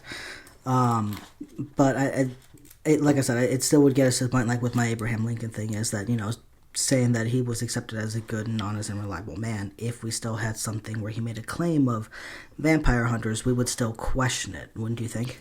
Well, I would say that there's an error in the statement because we're arguing things that haven't been recorded in history in the manner in which you're proposing it to be. So for example, how you're proposing the statement being made from Abraham Lincoln is in a rational worldview that, no one has experienced vampires with long teeth that have sunk their teeth in, and this has been a repeatable set of data. Well, we could say that there are vampire lore all throughout multiple countries and cultures and all throughout the centuries. So clearly, some kind of vampire creature, we have some kind of evidence for. We have people that practice vampirism and claim that they are vampires and stuff. So we definitely have something to build on. I'm not trying to make the case that vampires are real, but I am trying to say that it's not out of nothing, I would say that the folklore which is added to it would be made up, but the grounding of it could be true for the simple fact that what's objective is what unifies all the folklore, and depending on where you're at in the world, let's say these communities are not in communication with each other, but they have a similar story, and then there's a consistency. So each community identifies that there is a figure or an entity or a thing in which is looking to or desire to extract blood. Now, these communities may describe it by a different name. They may describe it with a different appearance, but nonetheless, the objective truth in this claim would be that blood is the object of focus, right? So that's what we can say. We can say, okay, well, there is something here universally that has been making itself known and appearing to these different people that is looking for blood. And this that I can even line up with historicity, because this is an early belief of a lot of ancient civilizations that they hold to as well. Sure. Yeah. So I basically I think we're kind of saying the same thing. We could make a base for it, but I understand what you're saying. This being like a hypothetical. So let's go with something a little bit more true and Mm-hmm. historical. We're talking about like Tacitus and the things that he wrote. Tacitus was one of the scholars that wrote about Emperor, I think, Vespasian, and the miraculous healings that he performed, and the prophecies that were foretold about him through oracles about him coming, to rule and doing these healings. And he recorded the healings, I believe, Emperor Vespasian healing a blind man. So we have historians that are literally recording the miracles of other people, but we don't have historians that recorded any of the miracles of Jesus.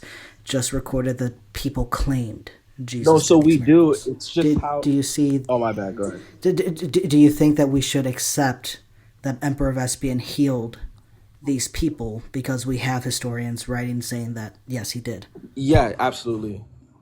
Yeah, and Okay. I'll tell you why. I think So do you believe that he I, healed these yeah, people, yeah, Emperor no, yeah, Vespasian? because the idea of healing isn't like a new idea.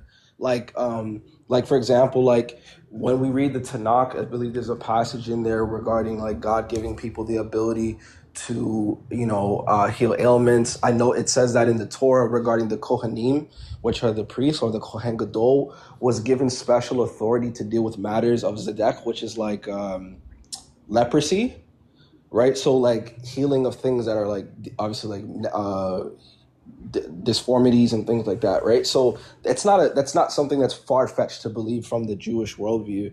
And like me, I'm speaking as a messianic, that like if they're recording that, I would just say, okay, it's how it's being presented, which is why I think that's what you're judging it off of, because like you like Tacitus's writings aren't recorded like or included or compiled in the Bible, right? So like how we're gonna. No, these are going to be the Right, external but sources. he's not much of a different like quote unquote historian than like a person like Luke would be. It's just that his works are not being compiled in a book, right? His works, like we don't, like for example, like say take Paul. Paul is a rabbi. Philippians chapter 3 identifies this, but we don't have the other works of like first century. I'm sorry. I'm sorry. Can you repeat the last thing you said? One of my dogs was No, doing no, yeah, you're something and it good. distracted I'm me. saying Paul. Yeah, I'm saying Paul is a rabbi, right? But what we don't have like all of the rabbis that existed in the first century compiled in the Bible. What we have is who aligns with what the text is. Again, going back to the attestation and the reliability. But there's other rabbis that exist that write about this person that fundamentally resemble. I don't think Paul was a rabbi, Yeah, right? no, a Pharisee But is only a Pharisee could be a rabbi. He claims it himself. well, yeah, but rabbi, the title of rabbi didn't come around until after the destruction of the temple. So like even Jesus wasn't a rabbi. So like when the New Testament says rabbi, that's a very modern taking of it and stuff like that. They didn't have rabbis at that time, like as a title. So Paul couldn't have been a rabbi, I don't believe, by like title. That would have to be something that was assigned way later after the fact. Yeah, my bad. Sorry, just give me 1 second. Yeah, no problem.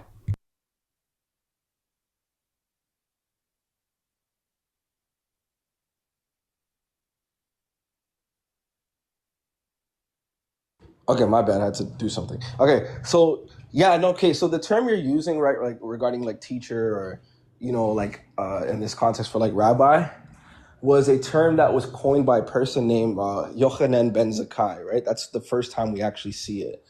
But we know like the only people, because like the Sadducees were like more of aristocrats and they focused on different aspects. They don't believe in resurrection of the dead.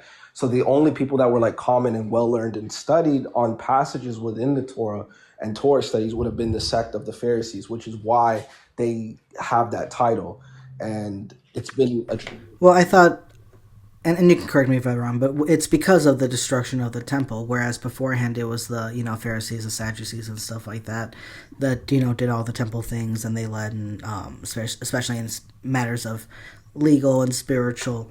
But after the destruction of the temple, when they couldn't do their like their sacrifices and practice the way that they like were supposed to under the law, they had rabbis, which were basically teachers of the law. So it was basically to preserve it so that when they could do as they could again, they would have the knowledge to do so. Yeah, so no, not that wouldn't be all of them, right? So like this is why like people kind of mistake. We have to identify the social classes before we identify the authorities, right? Because that'll tell us everything. So like the Sadducees had like they were like aristocrats and like priests, right? The Pharisees were like known as common people, just regular people, and like the Essenes were just like nobody really knows like their social status.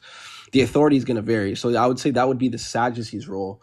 But the Pharisees were like considered disciples of the wise, right? So they would be focusing on like concepts like midrash and like folklores and legends and stuff like that they would have heard and would have started to compile and bring forth this information in order to like understand what the passages in the Tanakh were actually fully saying. So it wasn't allocated to like everybody to do that, right? So that's all I would say. But I brought up that argument to state that like just because we don't like if we had Tacitus's works included within the New Testament, I believe that you would disregard it for the simple fact that it's been compiled. We accept Tacitus as an independent historian, and we should view that the same way, even though with Luke, even though he's compiled, because they do the same thing. They record data, like they haven't been proven otherwise to be untrustworthy and unreliable given the notion of this information. And this is why I'm saying like I'm making a case beyond reasonable doubt, the same way that we accept Tacitus, people that weren't followers of Jesus that wrote on the accounts way after, we should accept all the people in which came before according to the same metrics and the same standards. I agree that they should be held to the same standards, but I think that they should also be held to the same skepticism as well. But don't you believe that like you would be operating in an absurdity? Like because now then we would be saying like we can't necessarily know anything. So all the books in which exist that tell us about um the science behind philosophy, how Aristotle understood the world, and Plato and Gersonides and Maimonides, all these like wide like crazy like thinkers, right, of our world, truly just kind of just made a bunch of shit up and then like gave it to us to digest, when this like fundamentally has shaped how we view the world and how we view God and how we view standing against God in some cases, right? So how do you reconcile that level of skepticism in light of all the historicity in which came before? Well, it's simply because, especially if it's that important, you would want it to be right, wouldn't you? Can you repeat that? Sorry. Well, because especially if it's that important, like things like how we view God and stuff, we would want to be correct. So even with having people writing things down like Luke, who's like, oh, this is what people told me, that Jesus said and did, Uh-huh. and Tacitus writing down, this is what these people are claiming this guy said and did. I think both deserve the same amount of skepticism of saying, okay, but who can show which one is correct? The difference is that Tacitus is just recording it by saying these are just the facts of what's happening in the world around me. Luke is trying to push the narrative that this is in fact true. And so therefore there's more of a burden on Luke to provide that what he's saying is actually reliable, because he's trying to put a truth factor on it. No, not at all. It would be universal. Like if somebody's stating or making a claim or positing information that like what's happening externally outside of like their world, and like we would still have to bring into question the veracity of their claims. No different. I mean, someone speaking on their personal experiences has less, like we can trust somebody speaking on a personal experience more than just speaking on in a general sense, because then now we're arguing that there is no like not the word like collusion, right? Like, would you disagree that like political parties and people and people who are advocating for an advantageous position within society haven't colluded with a narrative against a notion that may be true in order to override that information or suppress it?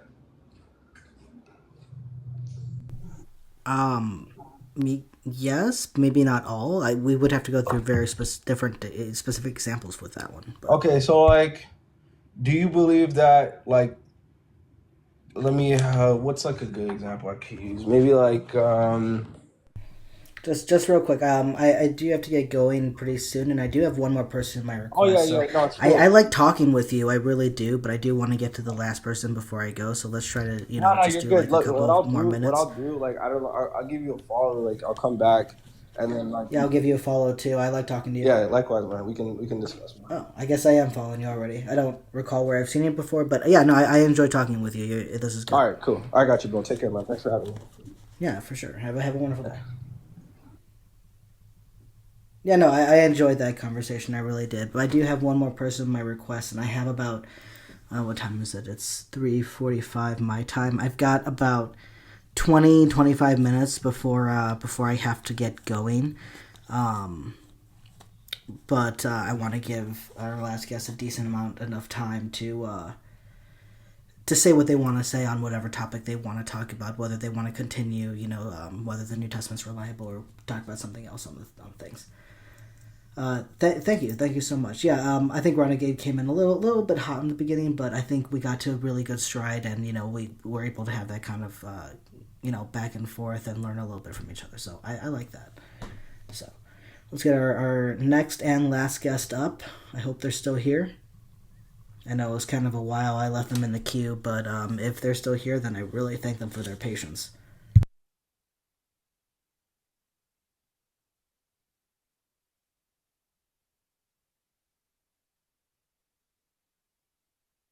Oh no. Oh no, it's still loading. They might have left.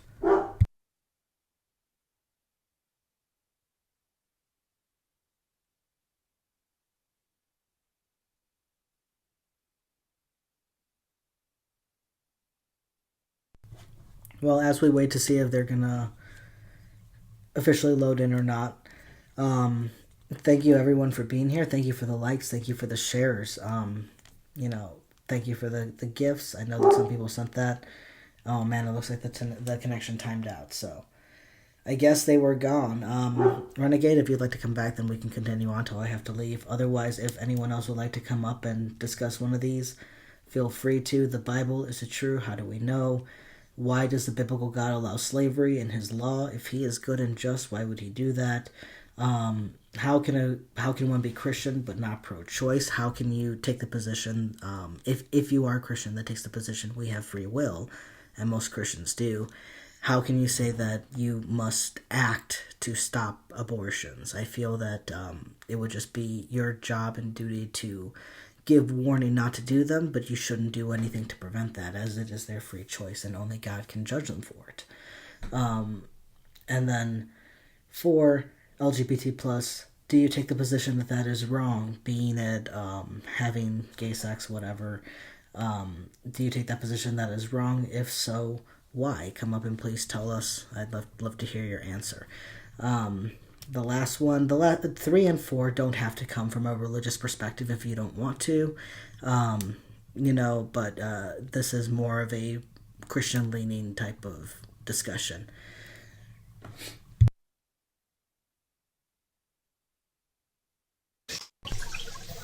Hello, how you doing? Hello, my friend. I'm doing all right. I'm glad to have your time, and thank you for sharing it with us. Are you a Christian? Yes, I am.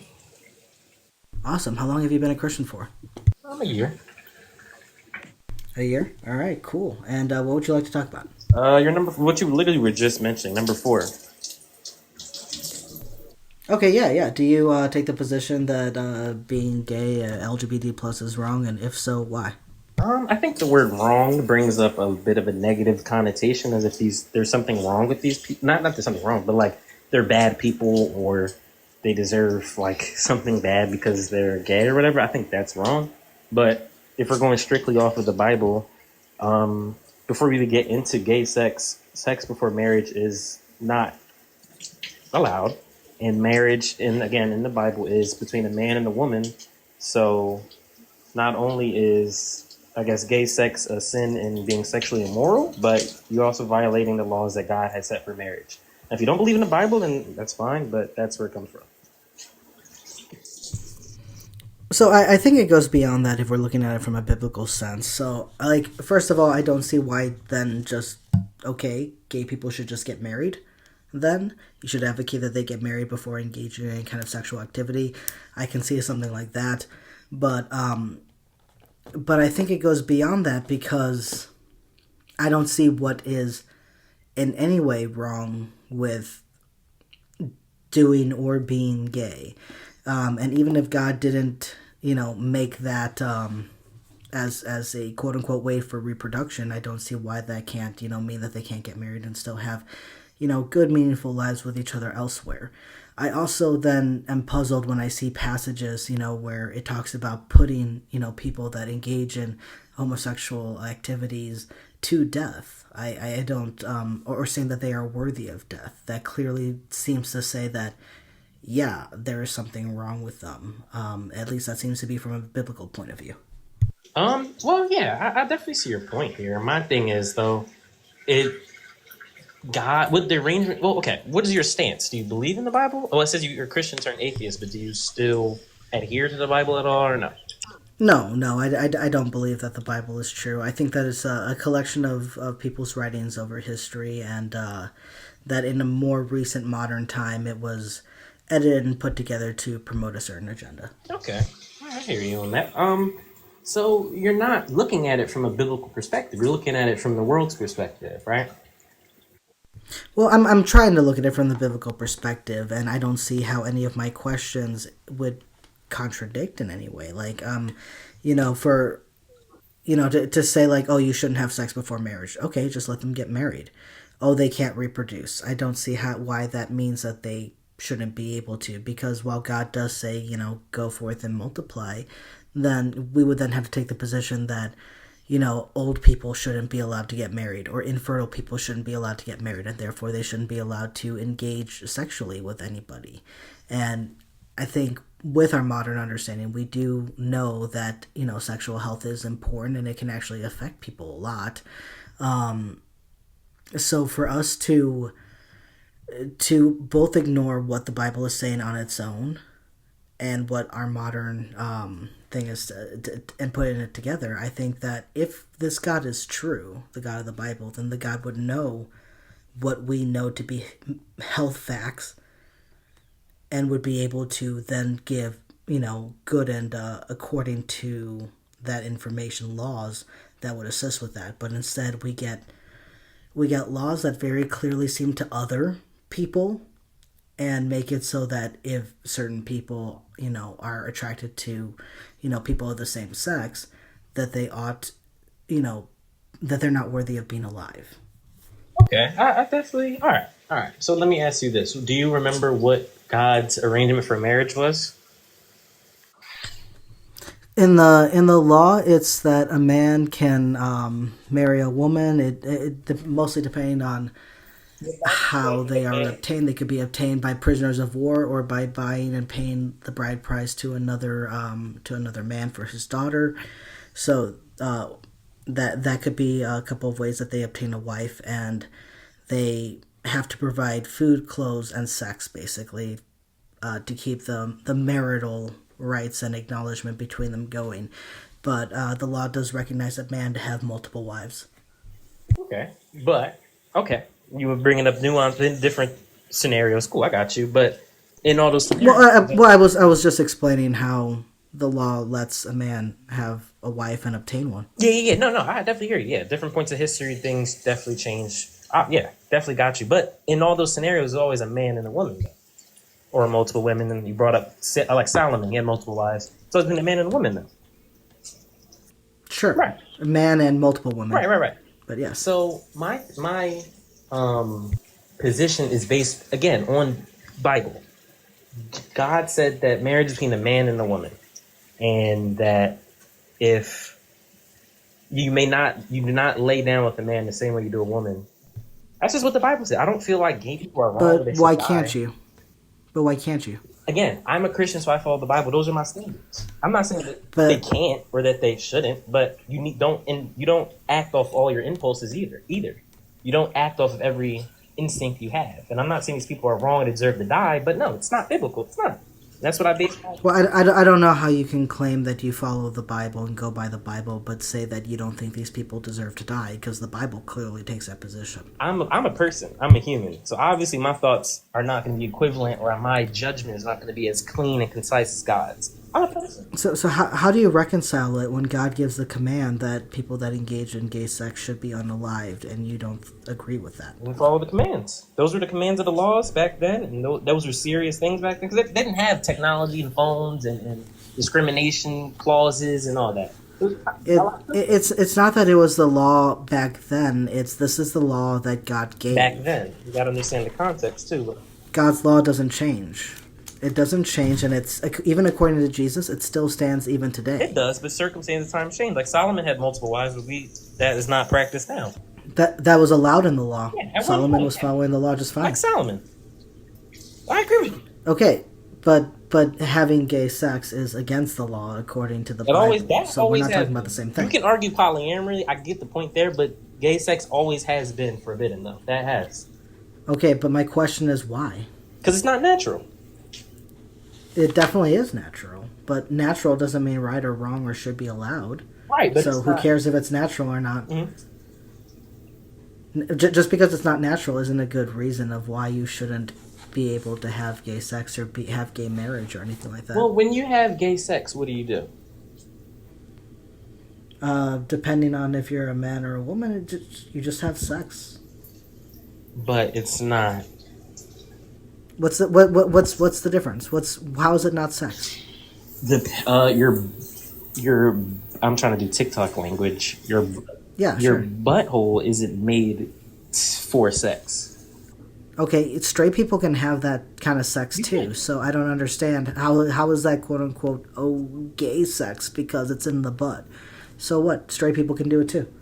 They can, but you got to understand the implications of it. You're laying down with another man as you would a woman. What's the problem with that? It's not natural. The Bible says not to do that. It is natural. It is natural. We see it in so many species in nature, including humanity all throughout human history. We're talking about humans, not animals. It is natural. Yeah, human beings very naturally can be gay. We've seen it throughout multiple cultures and all throughout human history. And we've seen the same with transgender people, bisexual people, all kinds of LGBT different communities. So we know that naturally, yes, all these different species, including humans, it is natural for them to be gay. Does that mean you have to follow that instinct, though? But that's my next point. Just because it's natural does not mean we should or should not do something. So we're talking about why would God say you shouldn't do this stuff? I don't see a good reason. What is the issue? He created this. Where's the harm? What's wrong with Why it? doesn't he get to make the rules? What's wrong with gay sex? No, listen to what I'm saying. If he created sex and created us, why does he not get to put the parameters on that? No, I'm not saying that he can. If God is going to set the parameters, sure, fine, whatever. Those are his But I'm asking parameters. why is this the parameter? Because I'm that's trying to his understand parameters. He made why. Why? Why is God setting the parameter that you cannot have a man with another man? Because it's not a natural thing. It's not what sex. Sex is between a man and a woman. That's what the Bible It is says. natural, though. But that's not what the Bible If it wasn't natural, then we wouldn't see it. But we do see it. Just because you can do something doesn't mean you should. But it is natural. Because we made it natural. It's natural because it's in our nature, it's in our biology, and it's become popular. Right? I'm not saying that these people are wrong or like you're inherently evil if you like men or you like women. It hasn't become popular. I don't know what you're talking about. It has definitely become popularized in the last 40 years. You know what you mean when you say it's become popular. It means that more people that are not straight have been feeling more safe to be able to say that they're not Which straight. is great, and I think those people deserve that security. It's so it's not that it's becoming popular, it's that equality and safety are becoming people's more priority versus than othering minorities, and I think that that's beautiful. Oh, yeah, sure. I don't think that we should belittle that. Sure, I'll give you by that. saying I'll yield it's on that. become popular. I'll change my language on that. It's become more acceptable and safe for gay people to come out. I'll give you that. Yes, and I think that that's great, but I think that is a problem when you say I support the Bible and biblical perspectives, and the Bible says off them. It doesn't. You have to, again, read the context of what that passage is about. Well, okay, since you know, what was the context? What do you mean it doesn't say that? It's literally God saying that if a man lies with another man, you are Wait, to hold on. unalive So them. hold on. So you want to value one part of the Bible, but you want to ignore another part because it says don't lie down with a man. No, I'm saying to you that if you're saying that you follow the Bible and its perspective, then you need to be consistent I on wasn't this. You alive back can't then. say that you're okay I with gay wasn't. I people didn't when the exist Bible in clearly Moses' isn't. time in Exodus. The laws are completely different back Okay. then. Okay, so let's say you did. Let's jump in the time machine and let's go back. We get out and there's Moses talking with the people. We're in the middle of the desert, and he says, "If you know that there is a man that has slept with another man, you are to unalive them." And I turn and I look at you and I say, "Hey, I've slept with another man before. Would you unalive me right then and there?" No, what authority do I have over him? The fact that Moses just gave this law of the land that we are now in. I don't have that authority to kill someone. Okay, would you tell Moses on me? Maybe. Maybe. Okay. Would you let Moses stone me to death? I mean, yeah, if that's the law, that's what's going on. Do you think that that's right? Do you think that's good? Do you think that's just? That was the laws back then. That's what God decreed. Yeah, I do. But okay, so you think that it is So you just think people can for just? me to be stoned just because I've slept with a man before? Well, if you know that's the law, why are you doing it? Because maybe the law is wrong. Why is that law right? You can't be mad at the consequences of the law if you break the law. We can definitely be mad at unjust laws. We can. I hear you on that. Yeah. So how is it just to say that if you're a man who slept with another man, you should be offed? If that was the standard back then, and that's what the laws were, that's what it was back then. That doesn't mean it's just. The might not Bible be law just to the also gay allows for person, slavery, but I think you and I would both agree that slavery is not just, and it never was. Yeah, but you also people when they pull out the slavery bit, slaves sometimes just used to be a follower or a devout follower of someone. That's why the context matters, and the context that we're talking about is when a person owns another person as property for life, and they are not seen as a hired worker or one who receives And wages. still, also, you're still different context about slaves throughout the Bible. There is different contexts. There is, but the chattel slavery that we're referring to is allowed by the God of the Bible. By his own words, he says that you can own other people as property, and he separates them from hired workers or those that get freed after a certain amount of time. He very clearly allows the chattel slavery. Do you remember how he told them to treat them? He doesn't give any actual But now you're protections wrong. for them. Oh, but now you're wrong on that. Sure, can you show me where he gives to treat fairly the non-Hebrew slaves? Yeah, sure. What slavery bit are you pulling out right now? I'll give you the context for it. Yeah, I'm talking about non-Hebrew slaves. Yeah, what book? Like, give me the time period. What's going on? Like, what are you talking about? Yeah, the time of the Mosaic Law was given. What does the Mosaic Law say about slavery? When God is giving his laws to his people and how they ought live to represent a godly nation, what does he say about who can be a slave, for how long, how they ought to be treated? Show me that. Show me where it says to treat them fairly. I have to pull it up. Okay, But do so. But it's there. What you said the Mosaic Law, right? Hold on, give me a second. Mm-hmm. Yeah, go for it. All right, guys. And while we wait for that, thank you all for tapping. Thank you all for sharing. I appreciate it. I appreciate all your guys' time being here, listening, engaging in the comments. I am Jay Coates. I'm going to try to get to you before I go. Please be patient with me. Give me like 5 minutes or so, and we'll try to get to you.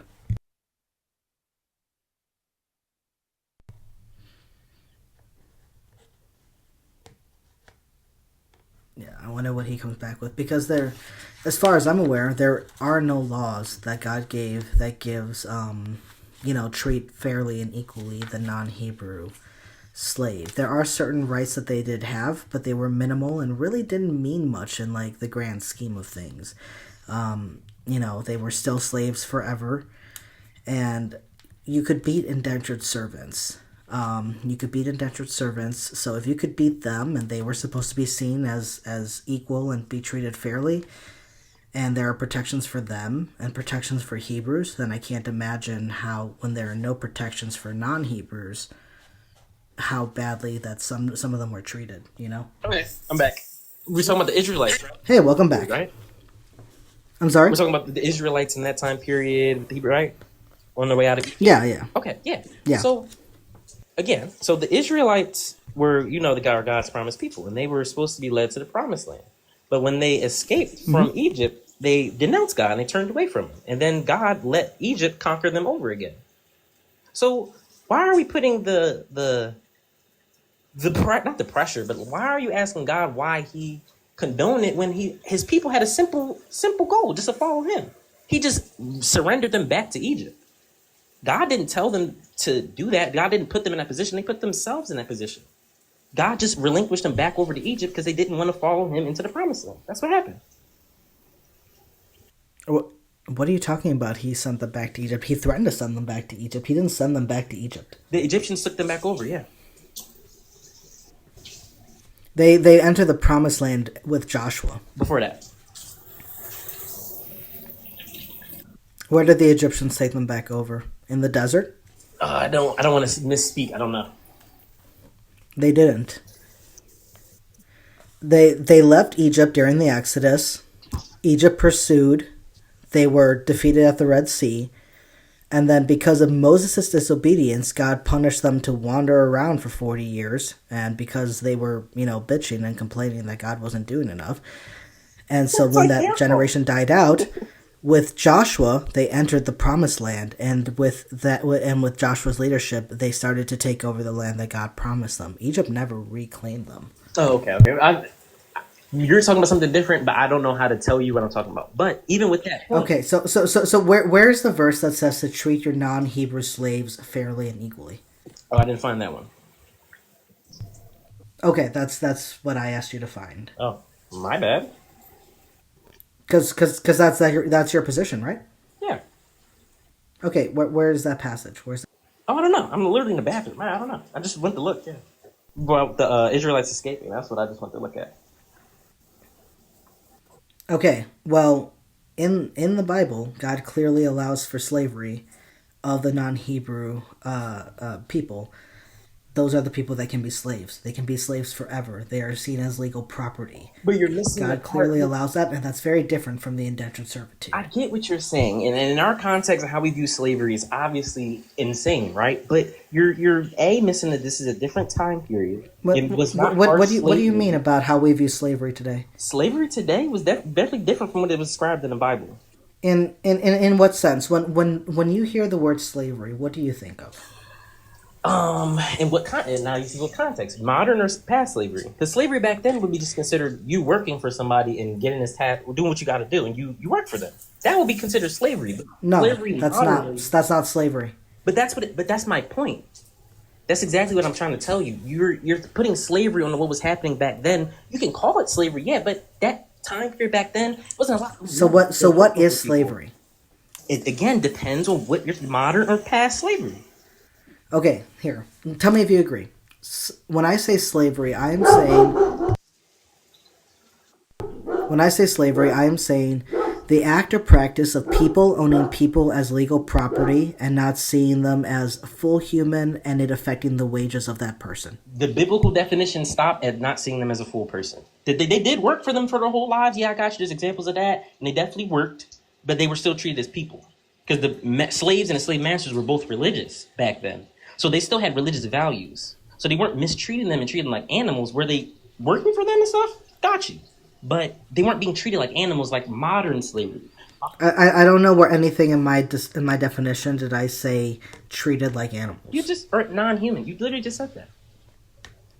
I did not. I said that they were seen as a socially less than human, in the sense that they did not have the same rights.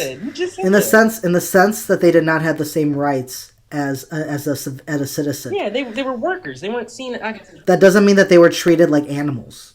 Exactly. That's the main difference between modern. Okay, so don't try to add that. So don't try to add that to my thing. But you did say that. You said they're treated. No, I never said that they were treated like animals. Did. No. You did. Read the definition. No, and I'll read the definition. Yeah, read the definition again, which you just read. I didn't read anything just now. You didn't read the definition of slavery like within the last minute? No, What is your I'm reading? not reading anything right now. I was telling you what I mean when I say slavery. It is the active practice of people owning other people as legal property and it affecting the wages of the quote unquote No, slave. you They just are not changed. seen I'm as not. a You just they are changed not what you seen said. as a they are not seen as a quote unquote full person. Exactly. And when I Okay. say that, I mean that they do not have the same and equal rights as a But the citizen. way we view rights is completely different back then. They didn't have a constitution. Rights today means what? You can't vote. Rights back But they did then have law are codes. They different. did have law codes. Yeah, but it had nothing to do with rights. It didn't exist back. Rights and worrying about your rights wasn't a thing back then. You're applying modern day We do thinking to understand biblical the times. difference. There were certain protections and abilities granted to citizens versus not. What else do we call that besides citizen and non-citizens' rights? What do we call that? Yeah, slavery. That's a fine way to put it. Yeah. No, we call that rights. We say that that's what they were operating with, their legal rights. Oh, I'm sorry, I misheard Whether you. you were a citizen or whether you were not a citizen, it depended what legal rights you got. Now, when we look at the Bible, we see that the Bible gives more rights to citizens and free non-Hebrews than it gives for the enslaved non-Hebrews. Yeah, for that time period. Yeah, that makes sense. It never changes. It The law does. never Time does changes. change. Yes, it does. But no, according No to more the Hebrews Bible, enslaved. The Hebrews Bible, were out of the picture. I understand that time changes, and from a human perspective, I understand how it changed, and I agree completely with why it did. Now, here's the thing, though: if we're saying that this book is true, the Bible is true, and that this is God's law, this is this is saying it's not supposed to change. It's never changing. This is the way that God wants us to act. So this is the problem that you run into from a human perspective. No God Go on, listen. Sorry. makes sense. It makes a lot of sense. From a believing in the Bible and a God perspective, you have to then say that God allowed slavery. God allowed slavery, and he believed that it was morally right and just to do so. Why do you agree with that?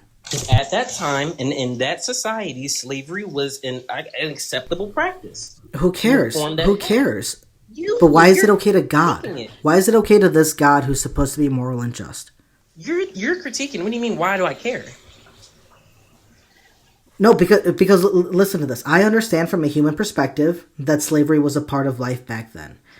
Human perspective. So you're trying to understand God. From a God perspective, That's the problem. why would that God You put can't why would understand his that God perspective. allow You slavery in can't His law? understand his perspective. It's that Okay, so why can you? Why are you accepting this unknown perspective? because from a human perspective, it makes sense. It makes sense from a human perspective. From a perspective where there is no God, why these things changed.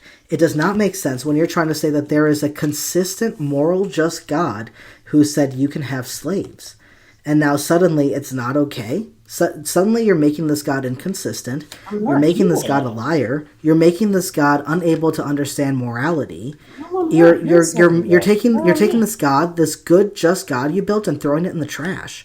And I'm trying to understand, if this God is good and just, why would he ever allow slavery just because, quote unquote, it was the time of the culture? Who cares? So was idol worship, and God said if you do that, you're off. So was the same. So was having murders for certain type of things. God said you do that, you can't do that. There were certain things, like wearing certain fabrics. God said no. God gave the death penalty to a man who was carrying sticks on the Sabbath. The Bible doesn't even specify if that man was Hebrew and even under this law. But they just saw him gathering sticks on the Sabbath. They took him to Moses, and God said, off him. So we're saying that this God was so powerful to say, if you carry sticks on the Sabbath, you deserve the death penalty. But oh my gosh, I guess I can't do anything about slavery because it's part of the culture. I guess I gotta let you do it. It makes the God very weak and stupid sounding. So we have to go with either this God is weak and doesn't know what he's doing, or this God is morally superior and just and thinks that slavery is okay. Let me get this straight. You understand God's perspective, right?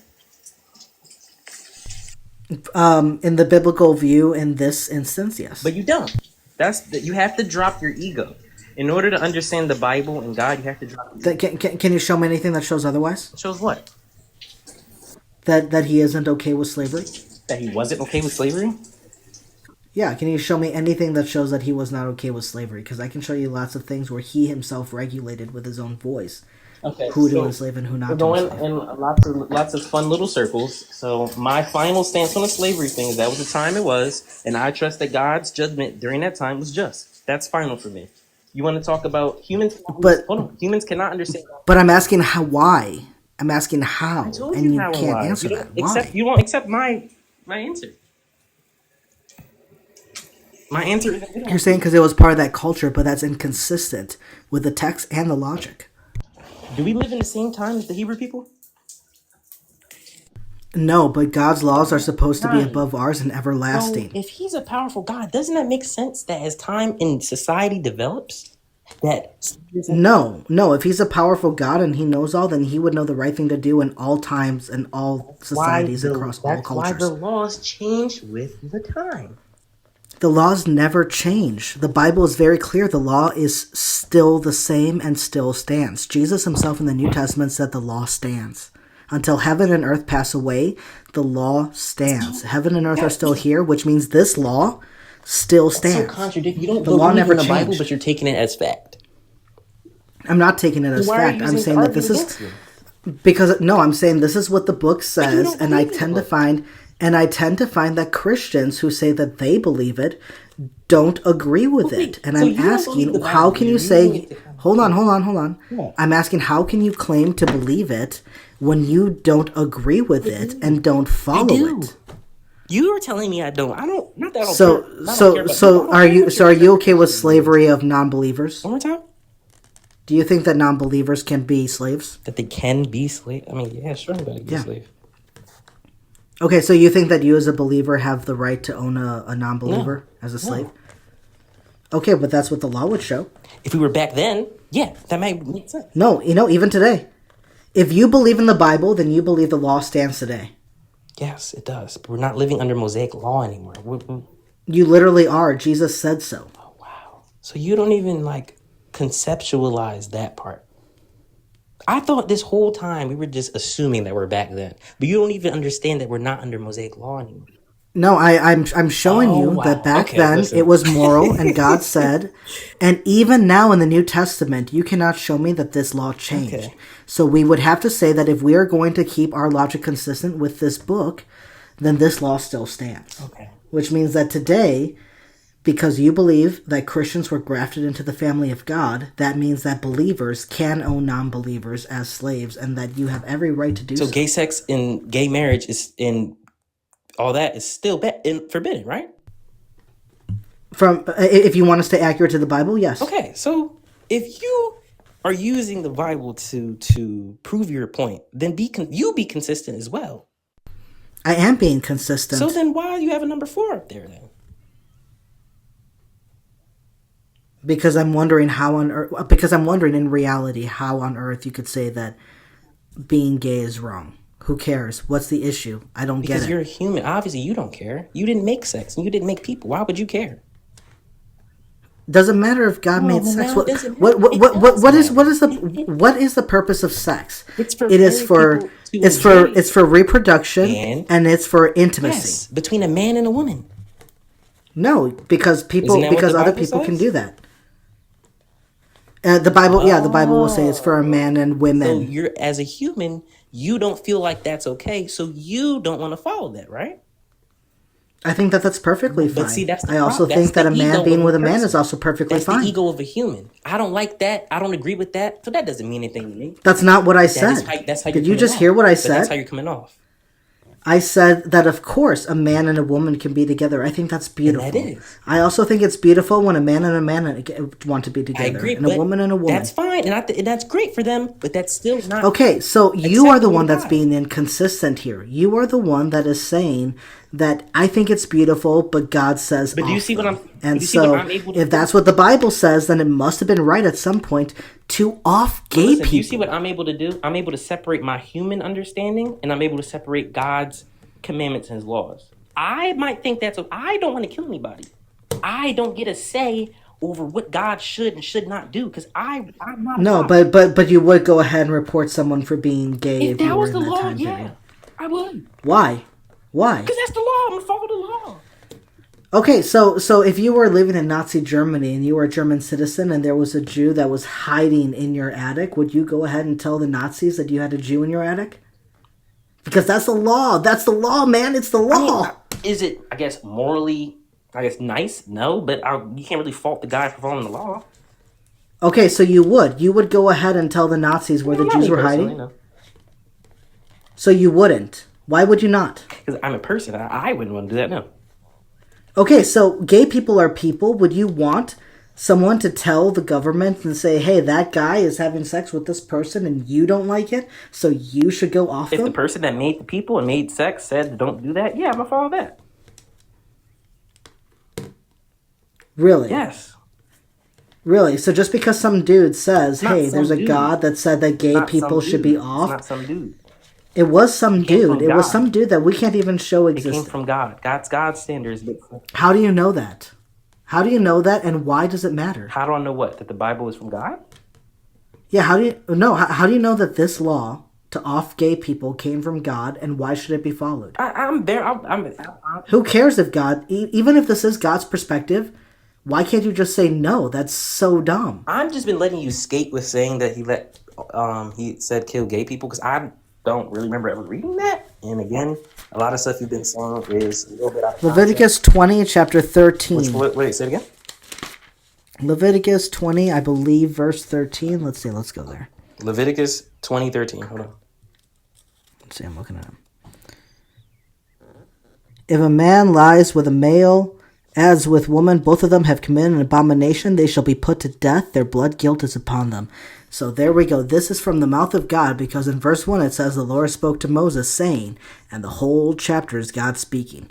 This is God saying, if a man and a man sleep together, kill them.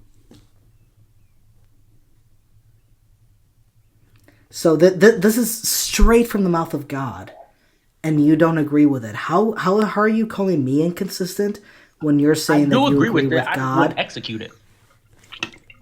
So you agree that gay people should die, but you're too much of a pussy to do it? Back then, yeah, not that they deserve, but that's what the law was that God told them. And if they decide to have gay sex, no, this law is staying. This law is in the Old Testament. This law is in the New Testament. Even Paul says that homosexuals are deserving of death. And Jesus said that until heaven and earth passes, the law still stands. Heaven and earth are still here. The law still stands, which means that God's law, God's word about this, still stands. So which is it? Even back then, you're saying you wouldn't have done it. Are you just saying you're too much of a pussy to follow the law of God? If I'm a pussy for not killing somebody, then you are what you eat. It is what it is, you know? But that doesn't answer the question. I know you try to do a ha-ha thing, but this is a serious issue. We're talking about the lives of people, and you're trying to make a funny ha-ha joke out of it because I'm saying, are you going to follow your God or not? And you're saying, I'm being really wish-washy about this. He would never tell somebody to go kill somebody like that. He wouldn't go in... What are you doing? Literally, I just read you the verse. Turkey roll. I just read you the verse, and you're trying to say that God never said to go kill people? Right. Yes, and then God also said, go kill those kids. Why would he ask me, Larfleeze, now go kill this gay person? I'm sure there was some kind of regulation to go through that. Okay, so which one is the lie? Which one is the lie in the Bible? God saying thou shalt not kill, or go kill gay people? Which is the lie? There's no lie in the Bible. Okay, then you're being inconsistent again. Or you're lacking in understanding. I've been asking you to explain it, and you haven't been able to do it. You literally haven't, man. I've shown you the verse where God says if two men engage in sex to off them, and you're saying God would never say to kill people. And yet we see that, yes, I just showed you the verse where God said to off gay people. I can show you verses where God said to off children. So to say that God never said to off people because thou shalt not kill is absolutely ridiculous. So if the law is not to kill gay men, why are you sleeping with men? I mean, if the law is not to sleep with men, why are you sleeping with men? Because if you're gay, you're gay. You can't help that. If you want to show your love and intimacy to another man, one of the ways to do that if you're gay is through sex. Dude, listen. You have to understand something. You're a person. You don't. It's hard to conceptualize. You're a human being. That's the part you're trying to. add human understanding to the Bible. You're trying to add human perspective. What I would do if I was a God, I would do this, right? Okay, so do you have the magic understanding of God of why gay is not right? It's not a magic understanding. Okay, so are you? But are you saying that you have the key to God's understanding on this? No, and I wouldn't say that you necessarily don't. But the way you're saying it, no, you don't. You're not able to. I'm asking you, not me. You. I know. I'm answering your question. I wouldn't say that I have all this superseding understanding, but I also wouldn't say that you lack understanding. But the way you're talking, on this issue, not Paul, just on this issue. What issue? The slavery issue? No, the gay issue. Dude, the gay issue boils down to God gave us laws about marriage and sex. That's it. That's all I follow. I don't really have an opinion about gay people. They're just people. But that doesn't mean that being gay is wrong. Just because God said, oh, I would prefer it if you have sex with men and women, doesn't mean that just because you're a man who has sex with man means that you deserve the death penalty. How you feel does not God called it an abomination. Because that's how he feels about it. That's not how he made Why? sex to be. Why is it an abomination? That's not how he made sex and relationships to be. Why is it an abomination? Because that's not how he made sex. Why is it wrong? Why is it disgusting? What's so immoral about sex and marriage to be? It's that simple. So what? He didn't make us to live in houses with technology. He didn't make us to be on cell phones all the time. He didn't make us to be on social media. And yet here we are because he made us for very specific reasons. He made us to worship him and for men to work the ground and for women to bear children. And yet you can see how all of us are defying that by doing so many other different kinds of things. So many men haven't done a physical labor job in decades or even in their whole lives. Some women don't even want to have kids, and that's perfectly fine. I have no issue with that. I don't want to have kids, and I'm a man myself. So God made it very clear that we are to worship him, and since the fall of man, we have assigned roles. Women are to bear children, and men are supposed to work the fields. That's so like you're taking like all right, let me give you an analogy. Right? Let me give you a little. You pause. I don't. You're just pulling teeth. Like it's just so interesting. It's such an interesting. I'm sorry. I'm sorry if being confronted with what the Bible says is too much for you. No, it's not. You're not doing anything like you're not rattling me right now, and contrary to popular belief, right? But what I'm trying. If you're off the app, we can't hear you. Yeah, sorry about that. That's why this new Apple update is cooking me. I hate the freaking thing. You gotta tap it. You gotta thing. No, but yeah, no, you're okay. I just wanted to let you know I couldn't hear you. No, you're good. You're good. I didn't want you to just No, you're good. But you have to realize you just don't like it. You just don't agree with it. You think that people should do X, Y, and Z, whatever you want. That's just how you feel. No, I 100% agree. I don't understand. I don't agree with it, and I'm trying to understand how it is wrong, and yet all I'm hearing is I don't know. God just said so, and who cares why? But if God said off them, then you gotta off. At that time in the Israelite time, that was the law. This is how God said sex and marriage is. Can you show me anywhere that shows that we don't have to follow that law anymore? Oh, brother. How do you know that God doesn't want you following that? Are we Israelites? And that's God's law on how a godly nation should act.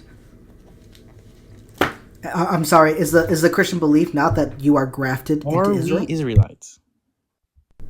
Yes, by extension. By extension of what?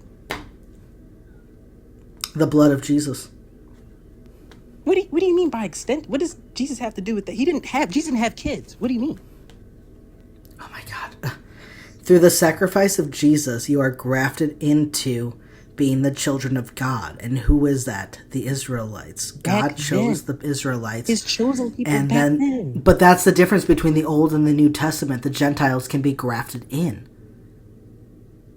And what's the problem with that? So that means by extension you are accepting the laws that God gave. The Gentiles had different laws too. Why didn't the Israelites follow the Gentiles' laws? Because they were accepting the God of the Jews. Okay, so different groups of people have different laws, right? If you are accepting the God of the Jews that gave this law and says that it stands until heaven and earth crumble, then you are accepting to follow these laws. You know that different groups of people Yeah, you can. I don't really don't care. So you know that he'd have different laws for different group of people, but you don't want to apply it to this. That's it. That's what you're saying. You don't I'm want to saying that apply your it to point this. has nothing to do with what I'm It does, saying. but you want to apply. It really It does. It doesn't. does. It really, really, really does. Can you show me anywhere that shows that God does Are not me want and you you to off gay Hebrew people Israelites anymore? back then? Are we Hebrew Israelites? Okay, Okay, so that let's is say the let's simple say for answer. some That weird is the reason your point makes simple sense. answer. Can Hebrew Israelites off gay people? That is the very simple answer. We are not Hebrew Can Israelites. can Hebrew Israelites off gay people? Was that the law back then? I'm talking about today. No, we cannot go around killing people. No. No? Where is the law from God changing that? The law, God says to follow our secular laws. So if my secular law says don't commit hate crimes, I'm not going to go commit a hate crime. What if your secular Back law in tells you to Hebrew times, that's what they did. What I'm not if going to go around now gay bashing people because the Hebrew Israelites did. We're not Hebrew Israelites. are you I have a question. Are you in the United States? Yes. What if tomorrow there was a law What if that doesn't said matter. that you gotta What if is what hold if. on, You can hold put on, me. Pid. I want to test your Go logic and see if you're consistent. What if tomorrow we woke up and the law said that you have to post a video on any social media platform you want every single day where you spit on the Bible and you stomp on it with your feet? Are you going to do No, it? I'm not. Okay, so just because But your see, secular law told you to do Let me finish. something doesn't mean you're going to follow No, it. but you know what God says? Follow the law until it contradicts with His law. Okay, so when his law says to off gay people and you're there saying, but my law says not, my secular law says not to, and I'm going to follow my secular law. Do you see how you're flip-flopping? But do you see how we're not You Hebrew are Israelites? what the Bible We're calls not a Hebrew lukewarm Christian, and God is going Why to do you want to spit be you out of Hebrew his Israelite mouth. so bad? A Hebrew Israelite so bad. You're not. I'm not. This has nothing to do with the It Hebrew does. Israelites. This You has to keep do. pulling- No, actually, you sir, keep sir, pay pulling attention. Pay back. attention. This is very important. This is the consistent word of God that we see in the Old and the New Testament. And you are trying to ignore it because you know that it's not right to just off someone because they're gay. But if you were honest with what the Bible said, you would admit that both the Old and the New Testament support that gay people are not worthy of having life. That's two different things you said. You said Yeah. two different statements. So which I'm gonna address the second one. You said that they're not. I'm sorry. Being worthy of death and not being worthy of being alive are definitely the same thing. No, by life I mean like the kingdom, the paradise, and all that. No. What do you mean no? No, we're talking about being alive. Yeah, I don't think right now in this time I don't think gay people need to be killed. No. Yeah, but you are showing no biblical reason why that law changed. You're just saying it must have changed. It must have changed. Dude, you gotta read it. Jesus, and we're not Hebrew Israelites. I have read it. I've read it, and that's why I know what I'm saying is correct. And then you have to understand, and then you have to study. Then you have to cross-reference. Okay, then show me the passage where it shows the Me difference. showing you a passage isn't going to do anything. You are very convinced. It will if you're correct. No, it won't. It will if you're correct. You still gonna think that you're a Hebrew Israelite for whatever reason. This has nothing to do with Hebrew Israelites. I don't know what you're talking about. This has to do with what the Bible says. At that time, I'm sorry you're too Hebrew scared Israelites, to deal with right?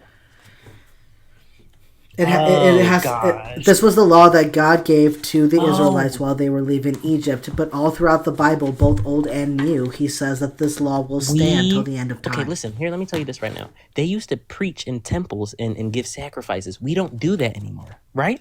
Yes, do you know why? Because that was the old law for that group of people. Do you know why? Oh my goodness. Do you know why? I don't understand you. Because the temple was destroyed. The temple was destroyed in 70 AD, so they could not So why didn't they build a new one? do their sacrifices anymore. That's why they want to build a new one. And when they do, they plan to restart doing the sacrifices and holding to the old law. Why? Because they're on a pause right now. They don't think it's done with. They're just on a pause because they're unable to do it. You can't go around saying, oh, the law's changed because we don't do this anymore. They want to do it. They believe they should be doing it. They are just unable to do it right now. They are trying to get back to that. You notice when I didn't know something, I said, listen, I don't know, and I'm not going to speak on it. You were completely wrong, and you're speaking as if you were fact. Have a little bit of humility, and you don't know everything. You don't. I 100% agree. I don't know everything. And that's why I'm asking you to show me the scripture or the sources for your claims so that I can look into it, and yet you won't do it. You're just going with I'd have to send it to you because clearly it must have It changed. did change. I have to send it to you later. That's Show irrational. show me where it changed. It's Show me where irrational God says it to changed, because I can show you where God said to off gay people. and we're gonna go circle back to the Israelite laws, right? Mosaic laws back then. Because those are the laws that God gave to his people on At how they that ought to be a time. godly At that nation, time, and though. said that never At that time. changes. Okay.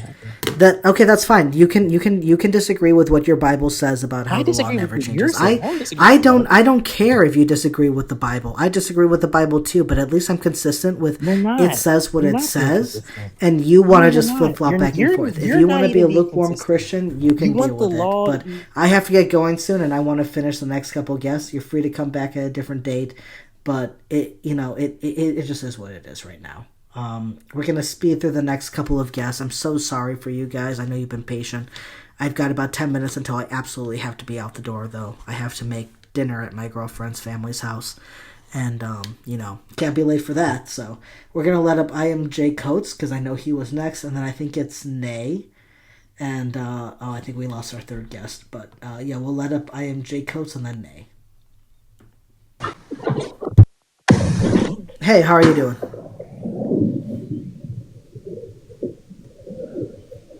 Hey, Jay Coates, how are you?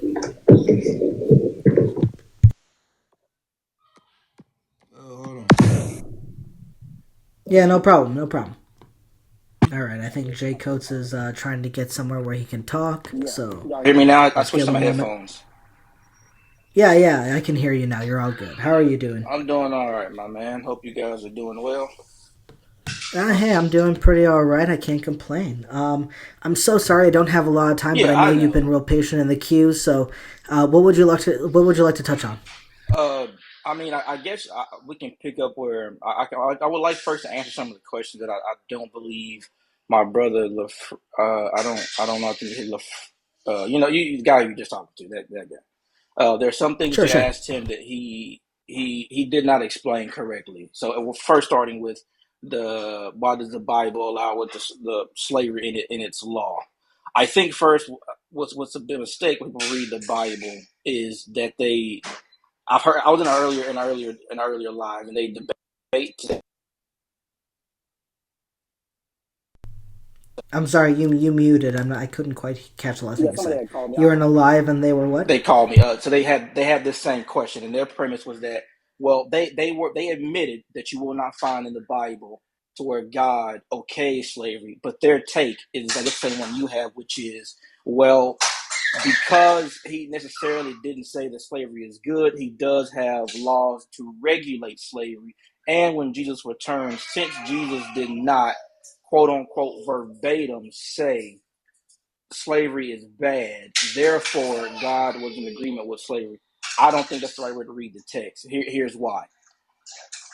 Do we agree as human beings that whether you believe that you were created by God or not, because some people don't believe, I think I heard you say you don't believe that. I take that approach that God is the creator of all things, especially of human beings.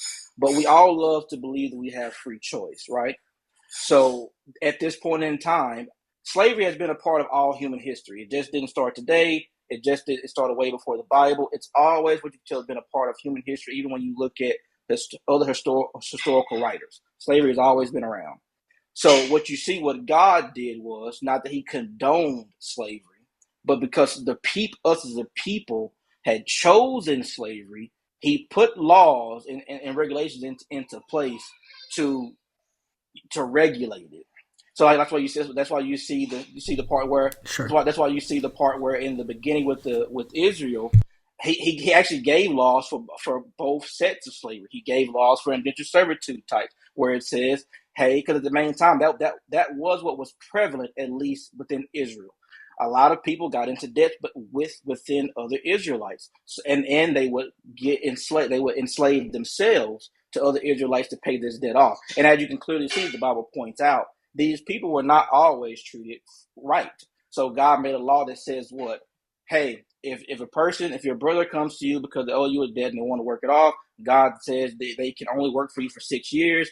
And that seventh year, you not only must let them go, in that seventh year, you must also send them off with land and etc. Then you had other laws that stated where there was slavery going on, where it was like a lot of brutal punishment. God stated, hey, if you're going to punish your slave, you cannot you cannot kill your slave.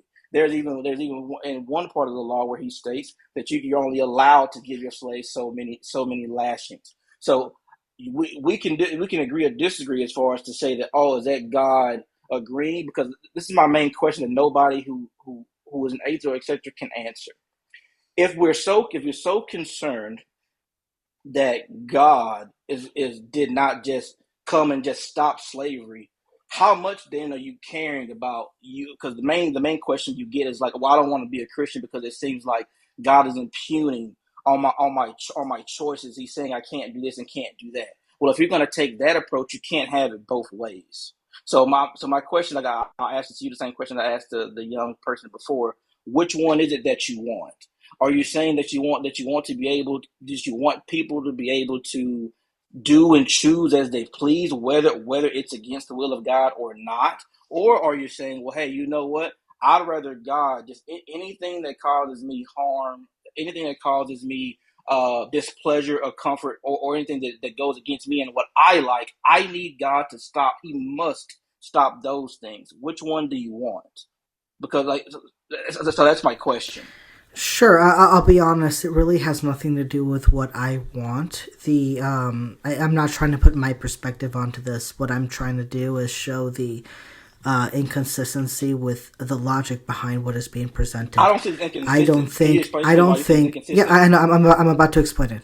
I don't think you can say that this is a good and just God, and then say He regulated slavery, because that, to me, again, it doesn't have to do with what I want. If there is a God, if there is a being out there that, has access to all correct morals, right and wrong, and is all powerful and stuff, He could not go against that and say you can have slaves. He would say you should not have slaves, and if you are found to have slaves, these are your punishments.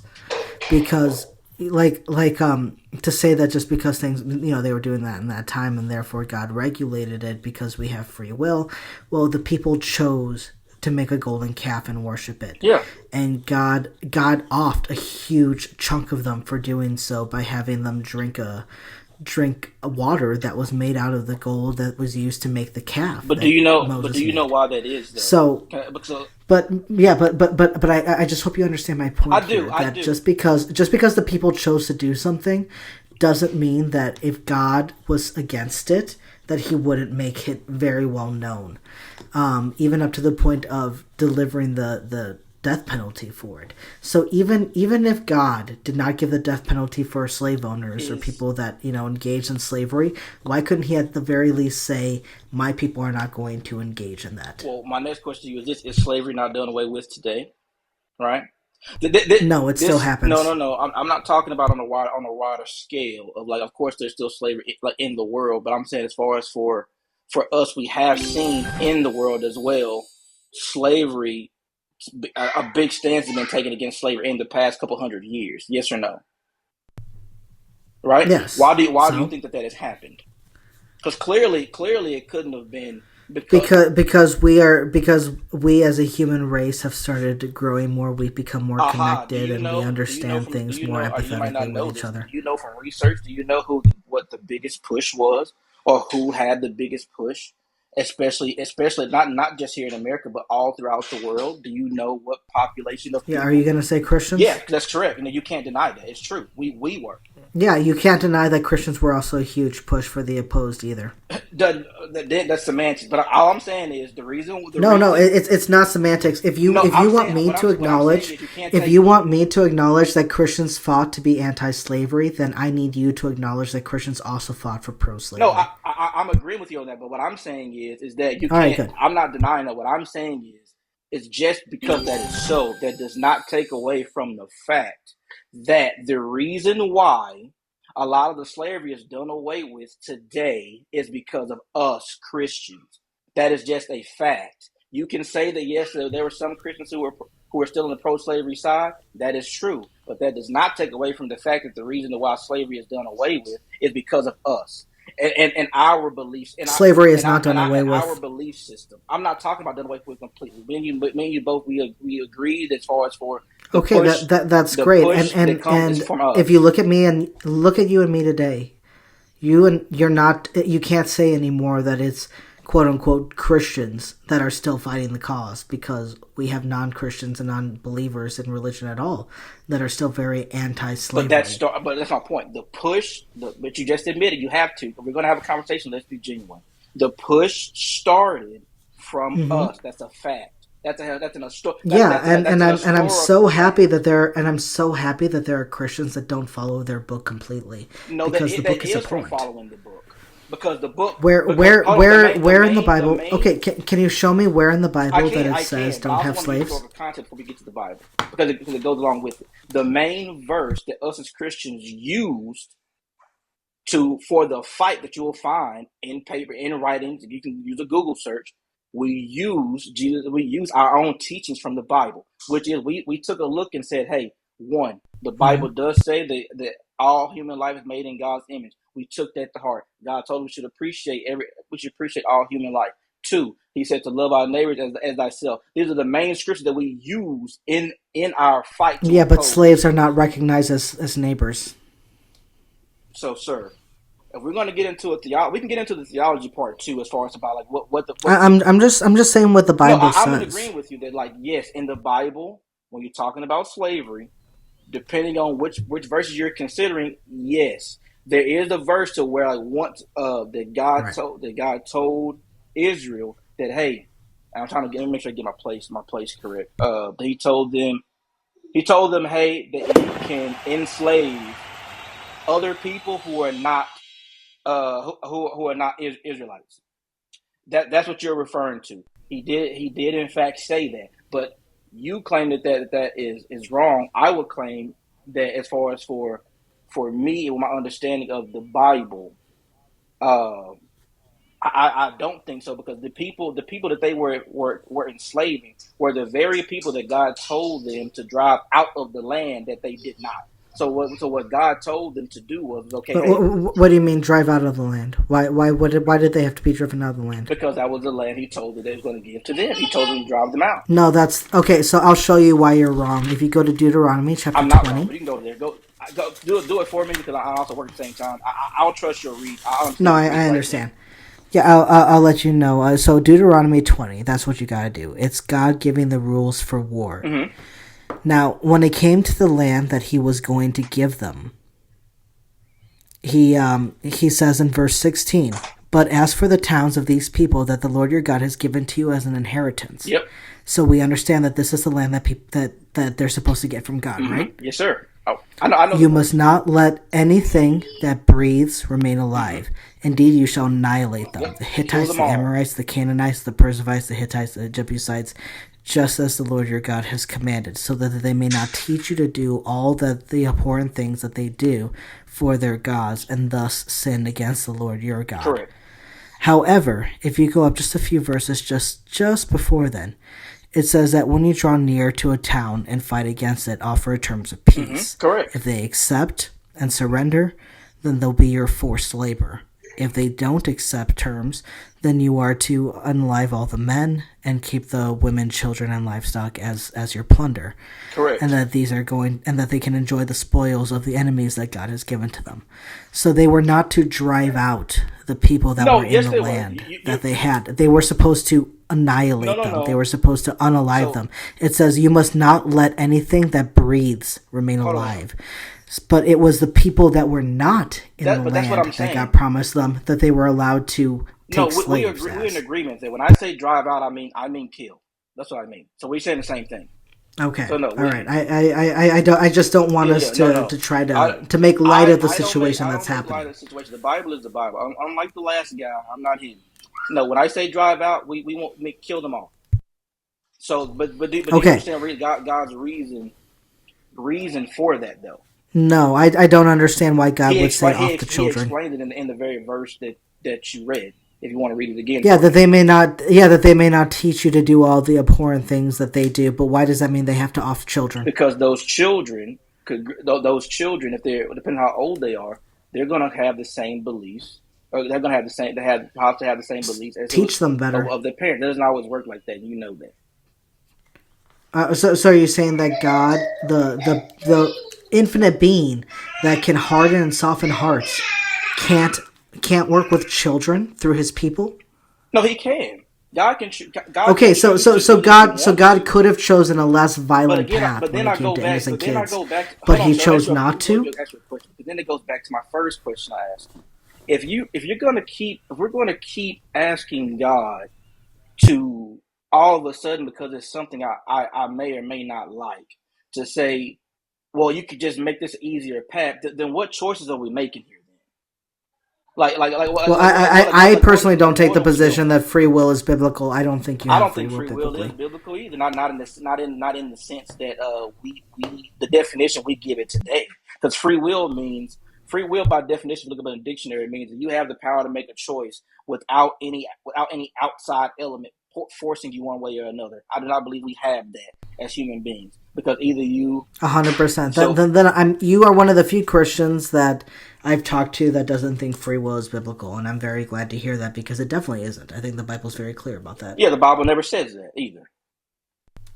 Yeah, We have so choices. if God is just playing a game It's with not a us game. So it's not and a made us game alive, what else do you call because it because you besides have I don't need to create babies and have them die violently, but I'm going to because somehow that's quote unquote good? So again, I think people also misconfuse we use this term of create babies. How do you think? Let's just go through creation real quick. For at least Do for you my think that world, someone can exist without God's say so, without God's permission? no, they cannot. Okay, so if a baby is created by two people having sex and procreating, God has to allow that egg to fertilize. He does.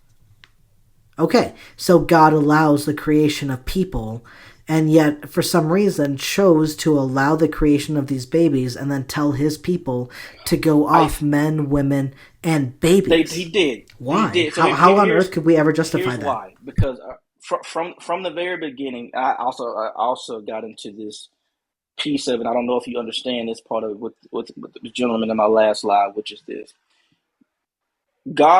During this time, life had already been occurring for hundreds of years. There were people clearly, well, everyone, not just Israel, even Israel itself. All of the earth was not living up to God's standard. What we have in the Bible is God choosing a certain people to now bring about the law and to bring about the Messiah, and He chose Israel. Right? Do you know that degree? Yes or no? Biblically, yes. Biblically, yeah, right. Biblically, yes, that is what happened. So all of the world at this point in time to God is evil. And as you know, from my viewpoint and my stance, none of us are good, not one. And I like to use this But analogy. I think the problem that we already run into is that it's God's fault that the world is It's evil. not God's fault the world's evil. Not at all. How do you How? take that? If you and I take the position that there is no free will, then We have all of it is so God's like I said, let's predestination. define. God wanted the world to fall. God No. wanted sin to Everything. enter the world. God chose Let's for it define to before happen we this keep way. going. This is Let's do God terms choosing this, not for me and us. you, because me and you are having an intelligent conversation, and I love this. Let's define terms really fast before we get too fast. For me and you, I think we agree on what free will is, but even in mine and your definition, what neither one of us should be saying anyway is that we don't have the power to make choices, because we do. All me and you are admitting it. No, I'm not saying that we don't have the power to make Okay, so choices. we got that one out of the way. Now, two, let's No, define. real Go quick, ahead. I just want to be clear. Tell me if you disagree. When I say free will, I'm saying that free will is the ability to make a decision without forced outer Exactly, influence. that's what I said. We do not have that. Yes, I agree we don't have that. Okay, as long as we're on the same page. So yeah, Let's we don't continue. have that. But what I'm saying is, even with that, we still are allowed to make choices. That's just undeniable. We Yes, do. I agree that we are allowed to Yeah, make we make. choices, but we are very limited in what we can and can't do. We will never change God's will. Yeah, you cannot. And Correct. like we see in Exodus, when Pharaoh decides that he wants to negotiate the slaves leaving, God hardens his heart, so he's He like, does. no, absolutely He not. was never. Instead, He was never going to. so while Pharaoh himself, we see, starts changing his mind, God changes it back. So no matter what your will is, God will change it if he wants Correct. to for his own grand plan to continue. Correct. We agree. Yes. So we agree on that But that you aspect. don't see that though. But- You don't see that constantly throughout the Bible for every situation. You won't find it. But no. If that's how God operates, then that is consistent, which means that when we come to Adam and Eve, they did not have a choice to eat the fruit. They did not have a choice to sin. They did not have a choice to fall. Yes, they did. Because God wanted that to happen. Because God said that the lamb. Hold on, because God said that the lamb has been slain from the foundation of the world. Jesus dying for the sin of man was planned before God even created the world to begin with, which means that yes, cool. So we agree to this point, which means logically that sin had to enter the world. Sin had to enter the world. Adam and Eve had to fall. Humanity had to have original sin, and Jesus had to die for the sins of humanity. Which means that while Adam and Eve may not have sinned that day, or may not have sinned, in that season or whatever, that they were always predestined to fuck up. And because of that fuck up, sin was always predestined to enter the world so that Jesus could die. But I see where you're coming from. But I think you're So this is God's fault. But no, I think you're misinterpreting definition. So God did not make Adam and Eve sin. God knew Adam and Eve were going to sin. Yes. No, he made them in a way where they had no choice but to sin. No, he did not. He made them in a way where they had a choice. He knew. No, he always knew they were going to make this choice. He always knew that. He knew they were going to make this choice, and I will explain how. But I'll explain how he knew that they were going to make this choice. God's outside of time. No, that's incorrect. No, it's very correct. God is not within time. He may be outside of our time, but he's definitely subject to some form of time. The reason why he knew... We don't even know what time is, my sir. Logically, to be consistent, we would have to admit that. Because he created. God created, and you need time in order for creation to happen. We need time. In order for creation, there has to be a before and after. Jesus says in the Bible that to God, one day could be 1,000 years. So, time is very different for God than it is. No, I understand that, but do you understand what that means? It's agreeing with me. Just because he is not subject to our form of time does not mean he does not have a time. Except for him, it's 1,000 years. For us, it's a day. It's still time. But I think he just has a different version of time. We're getting off the difference. Yes, but the difference. The thing that I'm trying to bring up with Adam and Eve is that he created them without the ability to have knowledge of good and evil. They did not obtain that until they ate from the fruit. Without the knowledge of good and evil, you cannot reason for yourself between right and wrong. You have to go with what you are told. God told them, do not eat from the fruit. They did not eat from the fruit. God then allowed the serpent to tell them, yeah, eat from the fruit. They ate from the fruit. They did not have the ability for that situation to make the decision for themselves because they were unable to determine. I think you missed a verse. I want to bring up a verse for you in Genesis. I think where you missed the point to where we can't. Sure. What's the verse? I'll have to look for me. Go to. Let me get to my laptop. So I'm gonna take a quick break from work. Trips on me. Okay. Just so you know, we gotta be quick. I have to leave. Oh well, let me just paraphrase. Let me just paraphrase it. So, and you can find it. It's in Genesis, but it's where Eve was talking to the serpent. Just go to that section. It's Genesis 3. Yeah, it is Genesis 3. Don't just go there. What you'll find is that as Eve was having this conversation with the serpent is not convincing Eve to do something she already doesn't want to do. She clearly says that she looked at the tree and the tree looked good. The serpent did not make her believe the tree was good. This is already something that was on Eve's mind, clearly. And then the serpent even goes on. It does not say that it was already on her mind. It says that she was looking at what was in front of her and she saw that it looked good. So no. But that's what I'm saying. I'm saying so it's not like she was like, oh man, that fruit at that tree, man, it looks so good. I'm thinking about it. In the Greek, when you read this, in the participle why would you look at this in the Greek? I'm not Greek. Sorry. This is Hebrew. If you go to the Hebrew, that's what I meant. If you go there, you will find that it clearly states definitively, Eve looked upon the tree and she thought that the tree was good. The tree had been there, had been around. So what I'm saying is that we can. So Sure. what you're saying is the devil. The Why? devil did So not how make. is that her Hold on, wait a fault? But minute. how is But that her fault, and why is that not the fault of God, that who God. did not make her with the ability to Sir, decide for a fact that was right tried or to wrong? claim that Eve did not know that was right or wrong. Clearly, she did, because clearly God told her correct that not to look at the tree, eat from the tree. She looked upon the Well, tree. actually, no. We don't see anywhere in the text where God told Eve anything about the tree. Well, correct, but we assume, us as Christians, from our belief, we assume anything that he Right, you would have, assume. but that is natural. Anything he would have told Adam, he would have told Eve. Let's be real on that. That's right. You assume. Even for you. But so why is it that Adam was right next to her and didn't say shit when Eve was talking to the serpent about this? If Adam was given the revelation, does not say that he was right there next to her. Yes. No, it does Yes, not. it literally says that she gave it to Adam, who was with her. Yes, with her, it does not say right next to her. Now you're assuming. Now you do the same thing I was. He was with her when this was sir. happening, because she literally ate the fruit, turned around, and gave it to him. You're adding a lot of words to the Bible, my man. That's not. It doesn't say that she walked around to go find him and was like, Adam, where are you? Look at this fruit I found. Clearly, with could mean, were they not in the same place? You cannot add that Adam was right there as she was talking to the serpent. Yes, they were in the same place in front of the tree. The Bible does not say that. Now you're adding. It says in verse 6, so the woman saw that the tree was good for food, and that it was a delight to the eyes, and the tree was to be desired to make one wise. She took of its fruit and ate, and also gave some to her husband who was with her, and he ate. And then the eyes of both were open. Correct. So she ate this fruit, turned around, gave it to her husband, he ate, and then both their eyes were open, and they were like, oh my gosh, we're naked. Correct.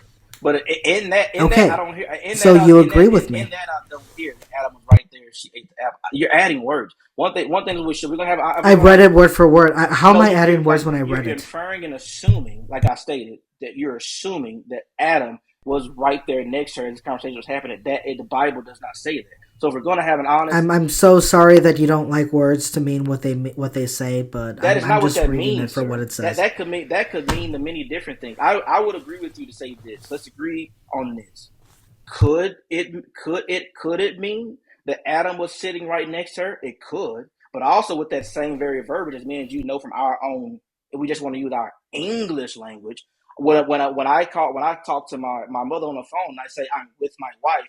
I could be sitting at my desk and my wife is in the other room watching TV. I use that type of language all the time. So it does not mean that my wife is sitting right next to me. So please don't be disingenuous. You cannot read that and then just because this is your take, you try to then use your own belief system. I thought maybe you were having an honest conversation, but now you're trying to use your own. Yeah, I don't care. I don't care right if there. You're in the kitchen and your wife is in the living room. If I read a story.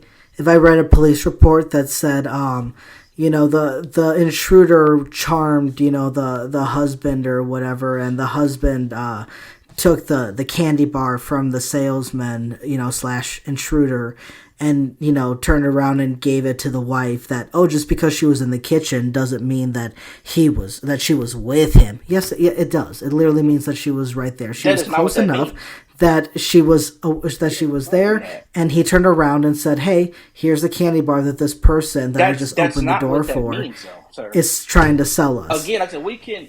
If we're, yeah, so he was there. She did not have to go and find him. And I'm sorry that you don't like for words to mean what they mean. I do like for words to mean what they mean. I do have to go. We can try to continue this a different day. I'll try to be on tomorrow. I do like you. But I gotta get going.